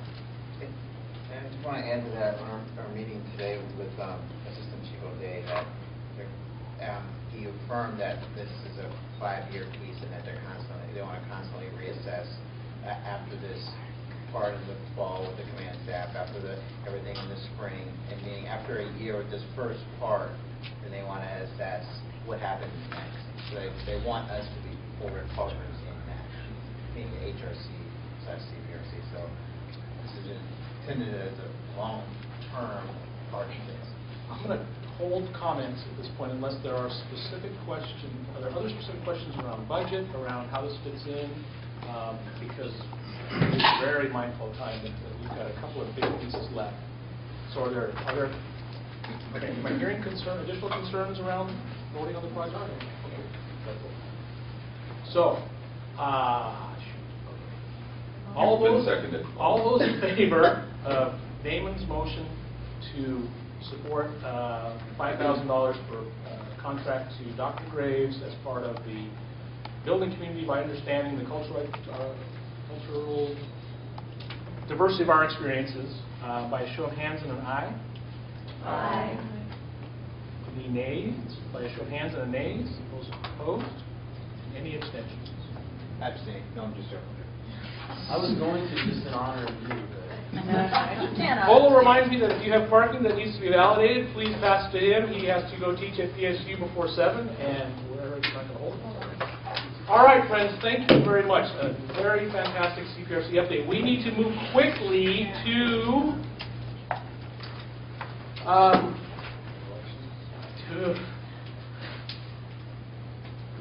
how do you want to do this? You're the chair. Oh. Can I suggest, if we have to, just a high-level overview of CDC to be followed up later? I mean, so we can get rolling. Could we sneak in the quick discussion about the Human Rights Award and use that as our only committee update? So I just have the one thing that we'll pass out. Oh, I have something to pass out. I can wait. Okay. Let's do. I know who I'm voting for. I don't need to watch it. Let's have a high-flying overview of community justice. Okay, so you'll find copies about the purpose, strategy, and leadership statement that we've worked on. And basically what we want to do today is kind of go over it really quickly and also hear from you, which we have previously heard in this meeting, some ideas or things that we should consider as, to include as some of the overall activities or expectations of this committee. Also, we want to hear if there's anybody interested in being part of this group or in a formal way or more like as needed. In the back part, before I get there. So basically what this community will be focusing on, or will be focusing on, is Myra, yeah. can I interrupt you? Yes. I realize that one of the things I want to do before we lose any members is do the elections. Oh, yeah. Is that okay? Yeah. I apologize. Because that's something that we would like to do. Actually, don't think it'll take a long time. I will stay for as long as you want to. I will too. The CDC. I will too.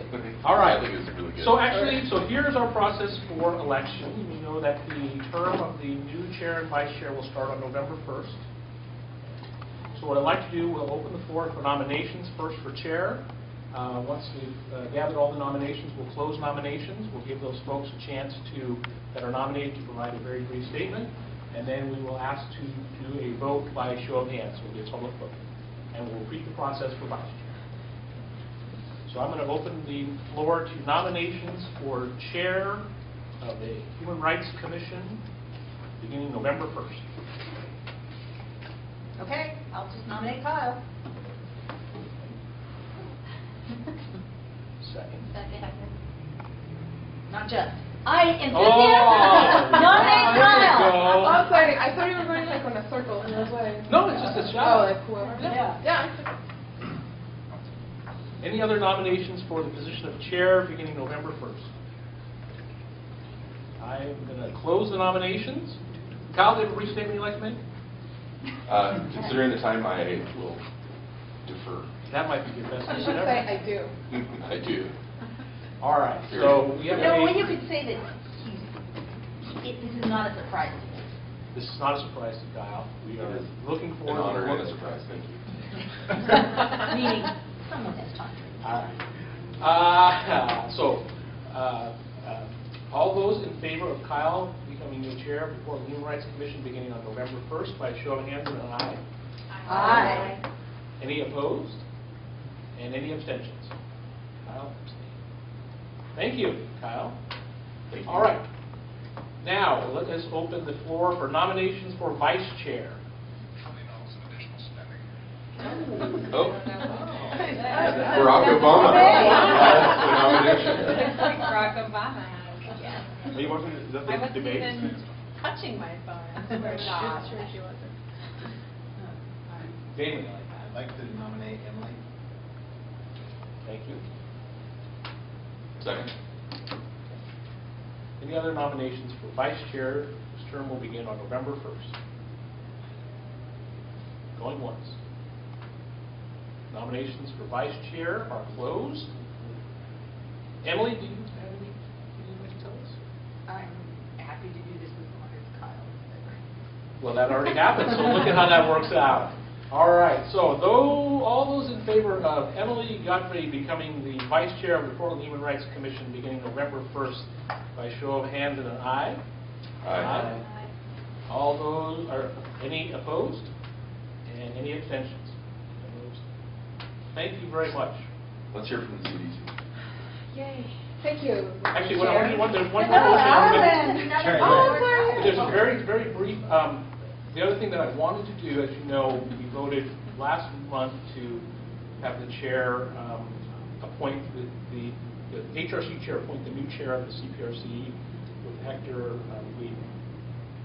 And I appointed Donita as the interim chair of CPRC, and I wanted to come back to this group and ask them to confirm Donita's nomination as the chair of CPRC and allow folks who might want to voice any concerns to do so at this time.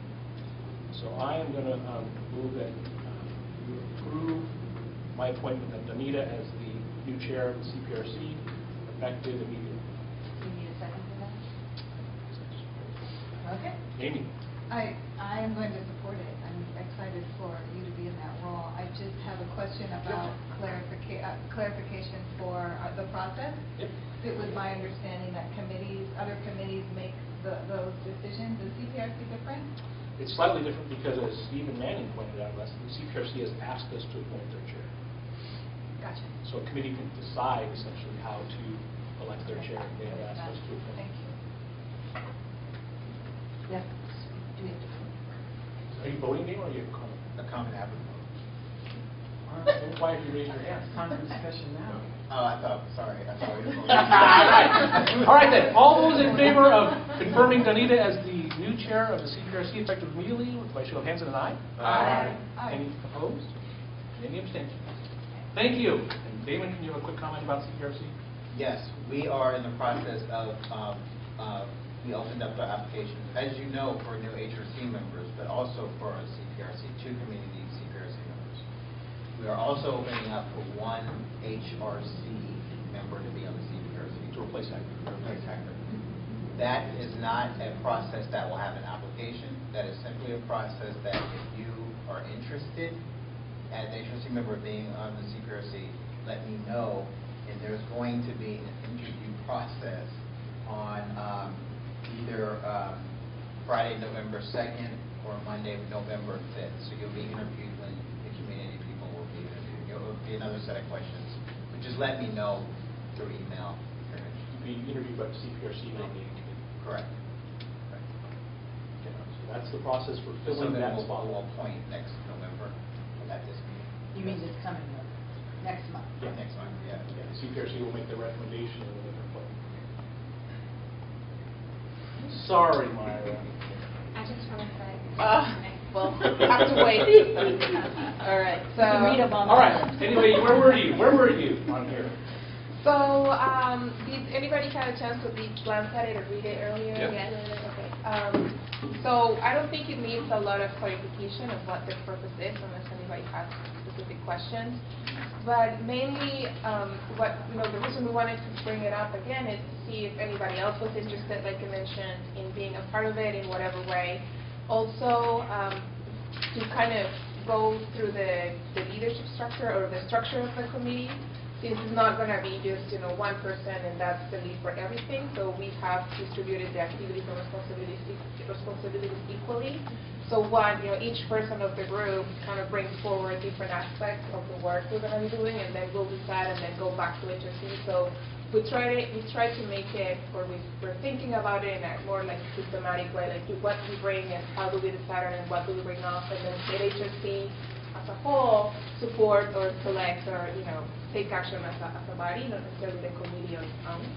And then in the back, we also, since we really want to have or go after the community component and presence and listening piece of it, we've listed some organizations or groups that we are kind of immediately going to go and try to establish, either reconnect or establish relationships or just be more present and bring more information forward.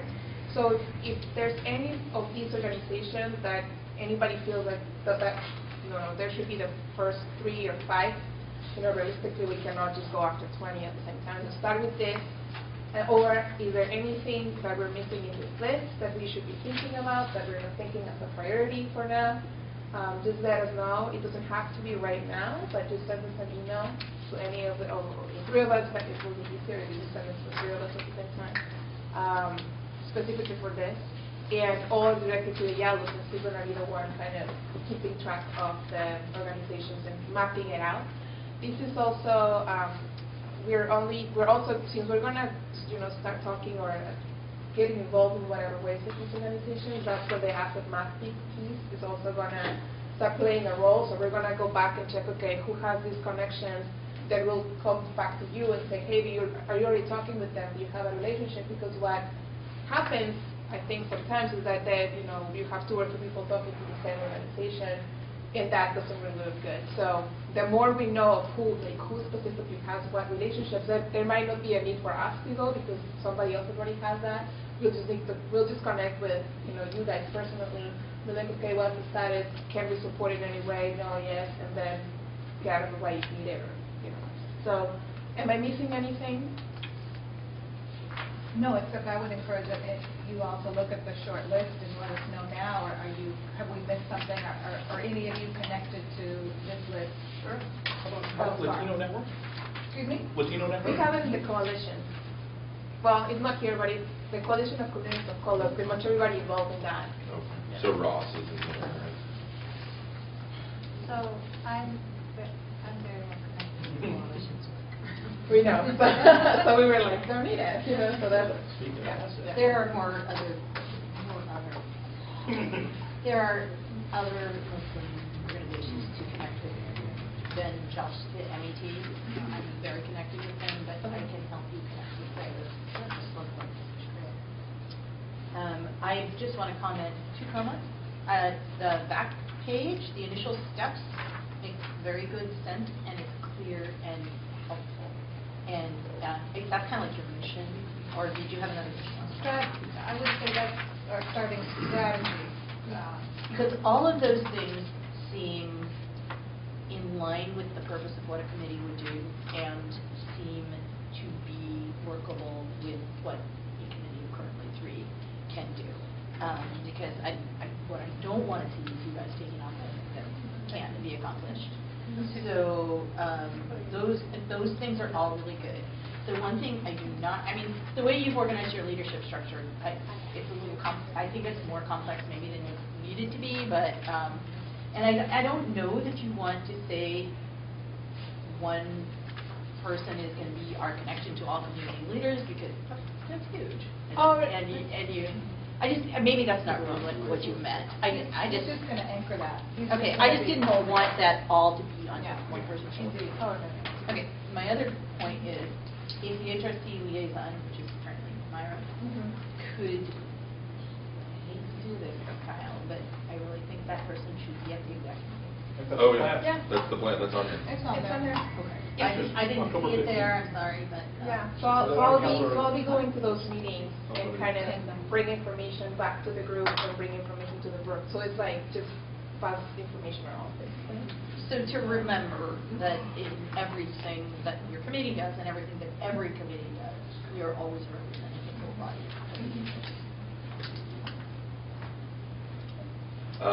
One thing that occurred to me when we were talking about accountability to the people who were coming to our meetings is that it seems like the community liaison of this committee, currently Diallo, would be a good point person for following up with those people who come to the committee meeting, or come to our HRC meetings, because that's really, to me, what a community liaison should be, is the person who's, getting that feedback and I really think even sending follow-up emails and saying, hey, what else do we need to know from you? What else are you involved in? That is a great step, just being accountable. And so I really think that, when we're talking about who's going to do that function, take that task on, I really think that would be a really ideal role for the community liaison of this committee. Which also kind of connects to PR materials we're going to need. I think somebody brought up not only signs, but cards. And I think we should have a full discussion about how we should do cards. Because should they go to everyone, or should they be only a certain amount of people that get them, or like how should we do it? That should be every time. I think that falls more into what Christine was talking about with the communications and marketing committee. And part of our budget work. Okay. Which we're hoping will be on the November agenda. So we'll go through each committee, especially each new committee, so Ashley be aware that health policy is going to come out at some point. So each committee will get an introduction to them right there. Can I say something? Sure. Just to make it easier, IRCO is Africa House and Asian Family Center. And IRCO is also Slavic Coalition of Oregon, unless you're thinking of Slavic Communities of Oregon, Russian-speaking network. So you can get through just one umbrella, which would be IRCO, and save yourself a bunch of work, because Africa House is a program of IRCO, as is Asian Family Center. And but another one to add, and I think I'm sort of thinking the same way Emily is, Arab American Community Center of Oregon represents lots of folks who are not in the enemy team. Arabs who are Christians, who are Copts, and Jews and so on. So that's another larger umbrella than the Oregon Islamic Academy team. Thank you. Sorry, I missed that. Yes. As our focus, I guess when I saw this list, I was thinking about who else might not be at the table. I was thinking of one, maybe small businesses that may have an interest in some of these issues, and two, when we Kyle organized allowed HCTF to have a table at the lunch the other day with a law firm that focuses on human trafficking. And I thought there's a lot of law firms locally that do certain kinds of work later, like Stephen, his law firm does that in regards to immigration, so that might be another. So on that note, and I know this is really like 6:30, but one of the things we also want to do as part of maybe communications outreach, but also discovery, is to also have HRC not only have meetings in, let's say, community centers around the city and not only here, but also go to meetings where you can speak and this is the HRC and this is what we're focusing on, and who we're. So OAMI is one of the ones that they're open to it. So maybe ideally we could have now Kyle and somebody or anybody else that would like to go and be like, okay, this is what we're doing, this is how you connect with us, or any issues, this is how we want to hear from you, and ideally perhaps Dante could also be there, so it's OEHR with HRC together collaborating. So we're also going to be exploring those potentials. So it's like more, we're not expecting people to come, but we're also going to try to come. Just Latino Chamber of Commerce. Hispanic Metropolitan Chamber. Right. So, I can tell you that in my organization, we actually have gone through a process like this for each of the different communities that we wanted to expand our outreach to. And even just in the metro area by itself, I mean, the lists are humongous. So, I mean, I can give you a lot of names of groups, but it also depends on I think that for now we will just want to focus on like 3 or 4, and then once we like get them like super strong, then we can start expanding to new ones, because trying to tackle more than 6 seems kind of like overwhelming to start with. So A little stifling. Yeah. So we'll just focus on this, and perhaps we'll just come up with the okay, these are the ones we're going to go on or after or whatever until, and then we'll just go from there. Thank you. Fantastic. Yellow. Nothing is actually about that. I probably should get to the actual agreement. Go.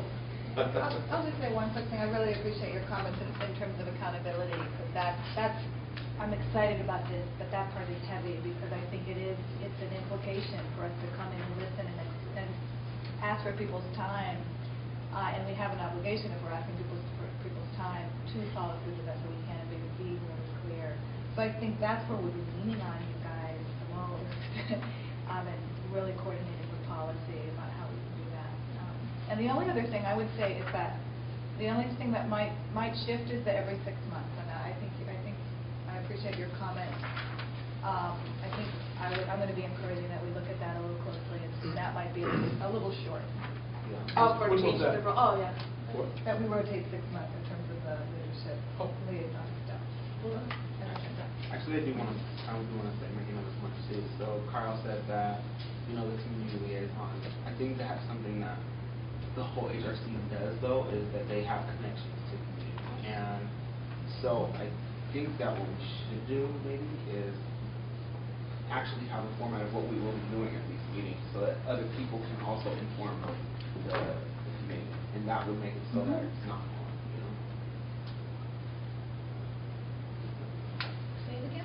So if everybody is able to be part of their community or be part of their community, we should say That's something that could be with committee level, organizational stuff. So, but I mean, at least so you guys know. We are over by about 5 minutes, but can I ask you for about 10 minutes more? Except for Myra. We need to talk about nominating committee, housing rights task force, and the Human Rights Day luncheon award. Right? That's right. Those are 3 things. And also, I just want you all to know we had an awesome event. Oh, we had an awesome. Oh, yeah. Yeah, so those of you who weren't there. Who's not there? I wasn't there. I was not there. It was wonderful. I do feel bad that. And I'm so proud of us. So Yeah, thank it was you, very Deborah. good. I think I'm willing to stay for 10 minutes. Yeah. Okay. All right. So sorry. Thank you. Thank you, Mike. See you Thanks, Myra. soon. Nominating committee, the nominations, or not, the applications are open and due October 26. So please, yeah. Is there a link? It's linked on the front page of the website, so please, spread to your networks that we are recruiting for 1 HRC position and 2 CPRC community member positions. Okay. Ashley. Are there thoughts, I have thoughts, but has there been conversation about what type of expertise you're keeping in mind for the larger HRC positions? What's your thoughts? Well, I know we're over time, so maybe you should connect. Sure. I think yeah. Is that better? You can, you can send the 10 minutes now, but I'm happy if you just want to email us. Well, I was just, okay, I'll put this out there, considering our new org chart structure, I guess, and we have at least initially asked who would see themselves participating in each of the committees and so forth. It would be nice to make sure that we have enough bodies participating in each of them and just thinking about where there are some gaps and where we might be able to fill. So it's a good idea. And I think we have a gap with policy. I would love to encourage our looking at folks that are strong in policy. So that's not only for the nominating committee, because it's also about outreach. So when we think about folks we might invite, then that's a consideration. Please send an application to your state legislature.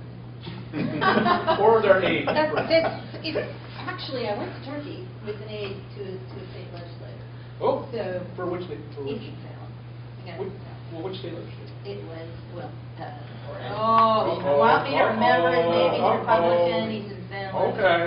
We're not gonna put I you mean, on I the spot. remember the guy I went with, I don't remember the legislator. That could come in handy someday. Remember that stuff. Are there other gaps though? Because I'm aware of the policy one and the marketing register, but are there other gaps? Business. Business? Yes, somebody who owns a business and works within the business community. I think this is a big year on outreach and visibility and communications. So, And who has all that stuff, maybe? And the Muslim community has been pointed out to me. I know we have Abdul representing part, but that there's a broader spectrum that we might Asian community as well.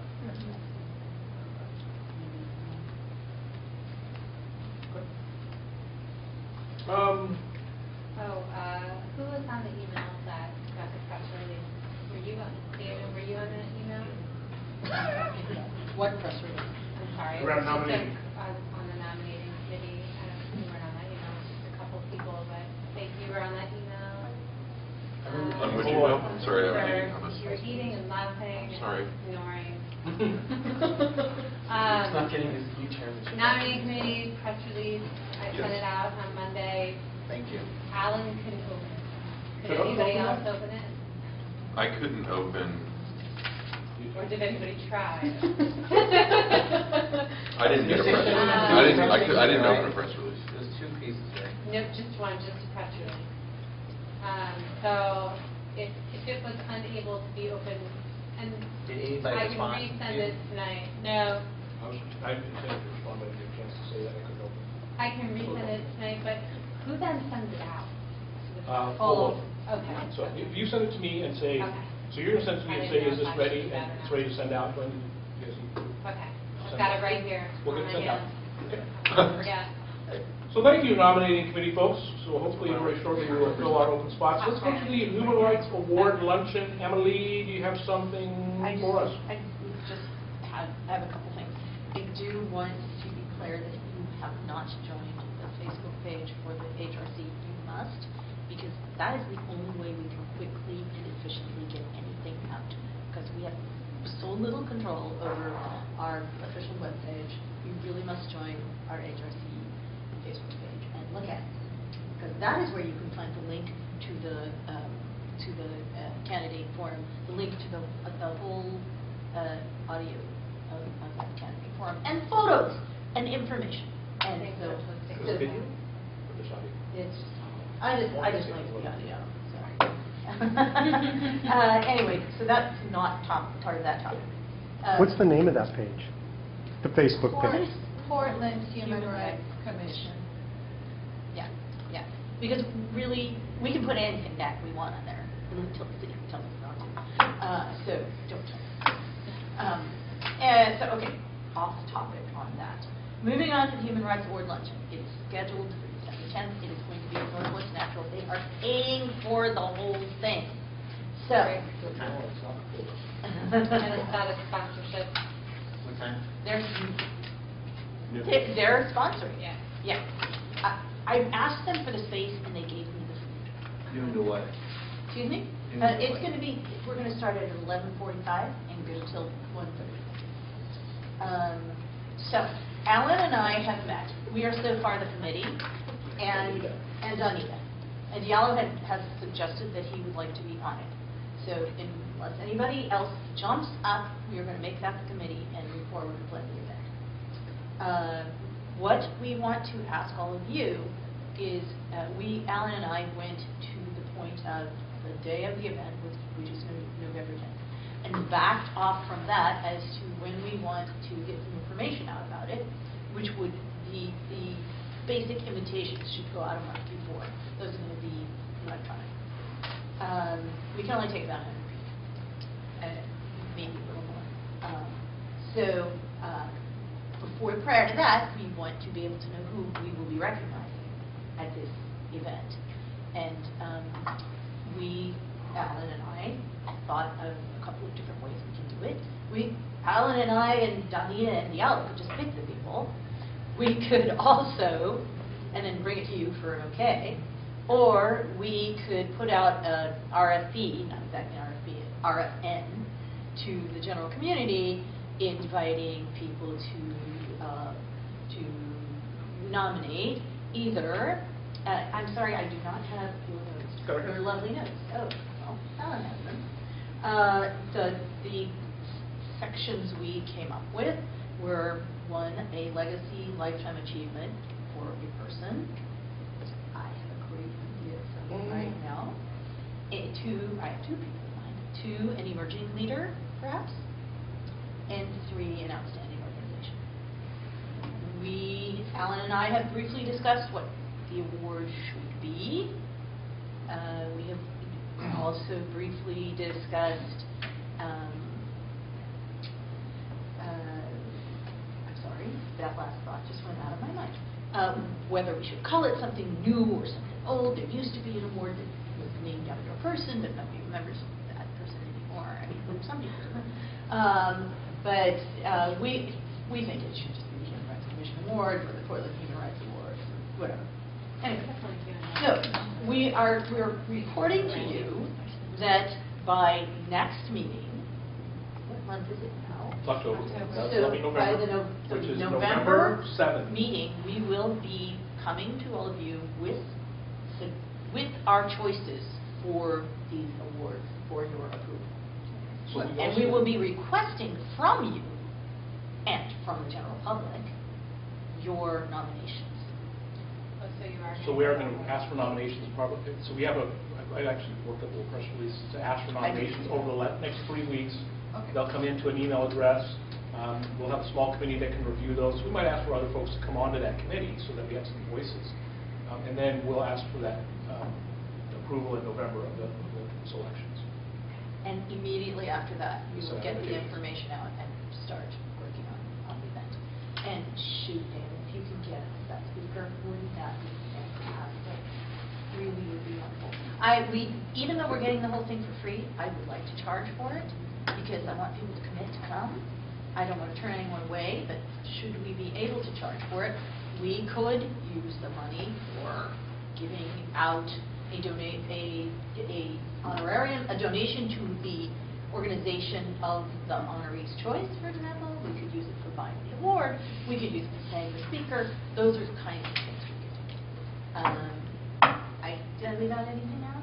Not that I can think of. Okay, I still have the floor, and a few of you are still here. I didn't go. Sorry. Well, okay. I don't care. I'm going to email out to everybody an invitation from me to attend the Human Relations Awards Dinner from my organization. We give it out every year. Senator Merkley, as our honoree, is here. Dinner's on October 25th. Your tickets will be free. I really want a table from the October 25th. I would love to be able to introduce the Human Rights Commission as one of our partners. This is our corporate event for my organization. Excuse me? I would really love to have you there as our guest. Thursday. And I'll work with the exec committee to see if perhaps we can use some of our funds to take out and add in the commemorative program that comes from the sponsorship is $2,500 a table. Excuse me? Where is it? Here. Oh. We are missing. This is our invitation from a week or so ago, and we've gotten another sponsorship since then. And will you sorry. email invitations to folks? Yes, of course I will. Let them know. Yes. Right there. And they can bring their spouse or anybody else they want. Yeah, I you want put them. that on there. Okay. How many at the table? 10. Okay. Thank you, Emily. That's it? Hope you get your voice back. Oh, it's not my voice. It's my brain. Mr. Malloy, what do you have there for us? So I'm just passing this out. I sent an email around. Yeah. This is actually an updated version of what I sent. And so the next meeting, I'm going to be seeking the HRC to sign on to the Coalition for Affordable and Safe Housing, which is a coalition dedicated to removing the ban on mandatory inclusionary zoning at the local level, which is one of the issues we've been talking about at the Housing Rights Task Force and was part of the race talks issue. So I think that it'd be good for us to sign on to this. There is movement, there will be movement this legislative session on this, and I think it's a good opportunity for us to address the concern Damon raised earlier about us being seen as sitting on our assets. I'd have to take a lot of time on this. Do you have someone in the legislature who's responsible for this? Yeah, we've been talking, the coalition's been talking to legislators to see and make sure that we do it, that it's strategically. That it gets through. Can you forward us information on who the coalition is? Here. Is it here? I didn't see it. So it's this, who supports the bill? Right. Okay. This looks great. Thank you. I have a question. So I went to the city legislative community listening forum, not the first one, but the second one last week, I believe. And this is something that was brought up, and there was a lot of support for it, but I missed the part where they were sharing. Are those who were speaking about that, are they listed below here, and who supports, do you know? I don't remember exactly who all went to this. I do know at least one of the coalition members was there from the Community Alliance of Tenants. Okay. I assume that other people who were at that are also represented in this coalition. Okay. I had some really good conversations there afterwards. Around IZ? Around the contrary zoning? Around this and other issues. They actually had, I don't know if others went to the other listening session, but had us vote essentially on issues, and this is one that got a lot of attention, as did over disproportionality of children of color or different political backgrounds, like tribal children, in state foster care systems, especially in Multnomah County. Those were some of the top issues. But what I was interested in is that they're actually, or what I'm sharing, why I'm talking, I'm really tired today also, sorry. I was curious about how they're sharing that information, all the information that was provided by different nonprofit organizations, interested community members, et cetera, is going to be captured and shared publicly. Probably everyone knew this, I don't know. And it would be interesting to see who else is supportive of this, just for partnership's sake, because I know there were people who felt pretty strongly, as they should. So I'm going to be looking into that just to see, where we can, because I captured as much as I could, taking kind of furious notes, but missed some because people didn't always identify themselves. They couldn't see them, and it was like describing them in writing. So once we have that, that kind of relates, and I'll save more of this for another time, but to the Discovery Committee and the Public Policy Committee, those relationships with others already invested in this work. And there were some very passionate people, and really nice to see. So I'll look into that, and if I see an organization or individual listed that I don't see here, I'll let you know. Great. They said it'll take like 2 weeks, though. That's the problem. This is exactly the kind of stuff we should be doing. I just want to be clear, I did not draft this. No, it's fine. You should be happy that you are bringing this to us. We didn't have, this is something we can join and support. It doesn't drain us. Right. It's great. I want to do this. I'd love to know who the legislative people are on this. Yeah, me too. All right. Any other announcements, thoughts, questions? Mike, this is the extended public comment period. Just an announcement that you all might be interested, maybe you know about. Saturday, Occupy Portland's, it's their 1-year anniversary. That's just one issue. It starts at noon in Szymanski Park. It goes to 5 o'clock. But I read something else today from a different group that's at 2 o'clock at Pioneer Square, and it's some girls from St. Mary's Academy that are against human trafficking and slavery, human slavery, trafficking, sex trade. And they're going to be at Directors Park at 2 o'clock, and they're going to go on a march and have some speakers. And so I looked at their website. There's stuff about human rights on there and human trafficking, but nothing about our group, this group here. So I just wanted another group you could touch base with and some young people that are out trying to actually do something. So, unless I do something bad here, could you forward that information to Kyle, who's the head of our student advocacy, and Yeah. like across the street from the park? Yeah. That's office. So could Cool, maybe yeah. actually go down there and say something to the guys. I don't know if they would want me to say anything. Right, I could go that's down true. there and stand there. I'm pretty tall. I'm Yeah. Stand out. Stand there. With your human rights I'll pin work. on. I hope With those yellow. girls were But- watching the PBS program the last couple of nights, which, did you see that, Tom? No. All right, I think we are adjourned, everyone. Thank you so much. Thank you, Alan. Yeah, Chairman. Thank you, Alan. Chairman.